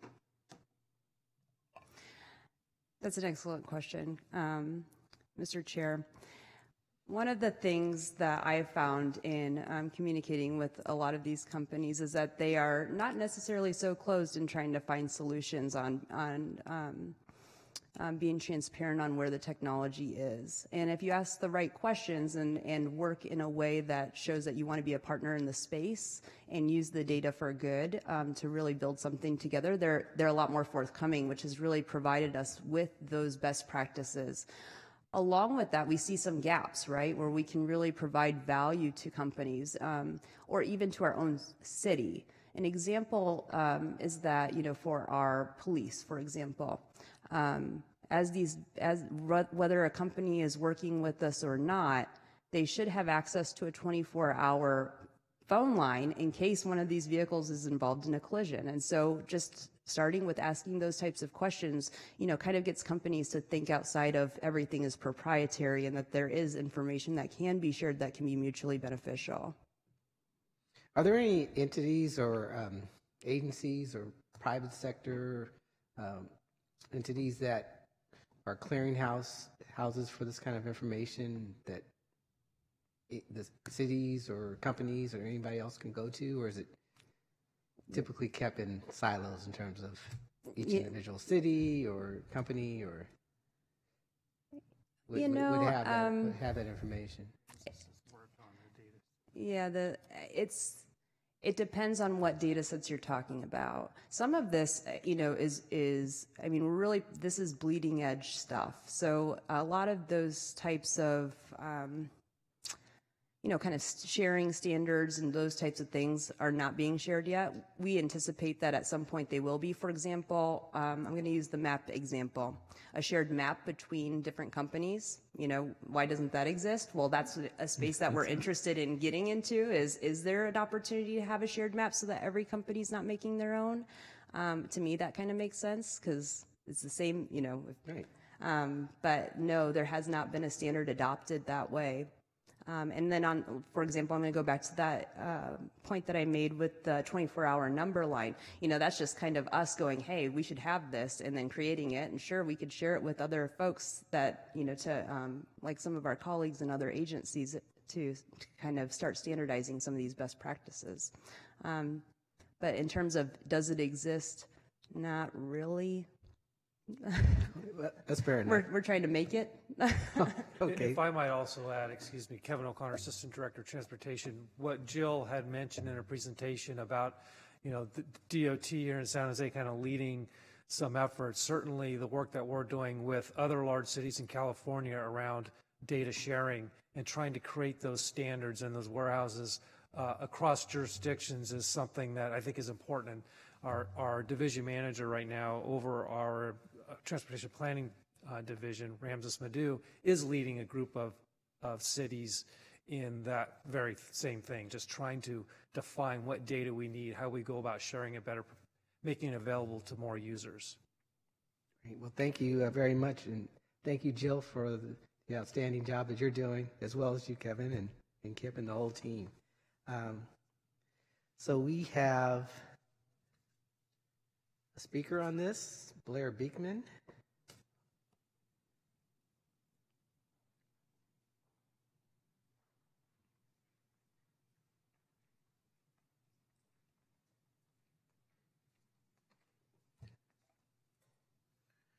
Hi, this has been quite a learning process for me. I know that the VTA works on these things too, and I've been learning some things from them in the past 6 months. So good luck in this work. I know that it's been mentioned here that there could be good AV practice over at the airport area, and I just thought I'd mention that just to mention it. I wanted to mention the idea of the disruption process that is possibly going to be happening. I guess we are going through it, and possibly in the mid-20s, 2020s, there's supposed to be, at that time, is where a possible changeover will happen to the idea of automated vehicles. And if I voice this now, hopefully it can be an easier transition, part of an easier transition. So we don't have to call it so much a disruption, but just simply a fact of life. Because the question is about the idea of fracking. And when fracking was first introduced about 15 years ago on the mass level in this country that it is now, it was with the intention that it would have to eventually wind down in a short period of time. So, and that would be in the mid-2020s. So the idea of disruption is not necessarily the end of the world scenario that capitalism likes to work with, but it's just, government planning themselves out that we don't have the environmental capacity to keep fracking forever. And so, I hope we can learn how to talk about this, just simply and logically and responsibly. And, there are good plans developing, and I hope we're always open. Thank you. Stay there, Blair. You're doing open forum. Yep. So go ahead and roll right into open forum, please. Okay. Thanks. A nice meeting today. I really look forward to next week when everybody gets to talk about the ideas of tenants' rights that I think we've all been excited to talk about, and we all want to talk about in really good terms and hopeful terms. Thank you, Kip Harkness, for your beginning words today about European models for data collection. It just gave me a great reminder that coming up next week or the week after, there's going to be here a micro-mobility issue on the City Council agenda about the scooters in the City of San Jose and San Jose State. And they're having questions about the data practices, the data collection practices. And it's important to me, you know, you mentioned the European models, that'll be great to know. And, you know, I really don't, I want it to be about, you know, how the movement of scooters and that sort of information collecting, not so much law enforcement issues that we could drift into, that I know you're working hard not to, that I hope you know, make an effort not to. And finally, you know, I just wanted to once again mention the ideas of openness and accountability. And, you know, these are things that like the SAG committee really accomplished, and I think created a model for the rest of the country that I think just amazed the country. I think, you know, the ideas around Amazon back east right now, everyone's really frightened and not happy about it. Meanwhile, we're doing something here that is just nothing but gives good ideas for everybody to look forward to and to think about for our future and our lives now. And that's impressive, and that's all part of an open and accountability process and a thought process where we're all invited and all included. And I just, I wish you good luck in this sort of work and effort. Thank you. Thank you, Blair. Meeting adjourned.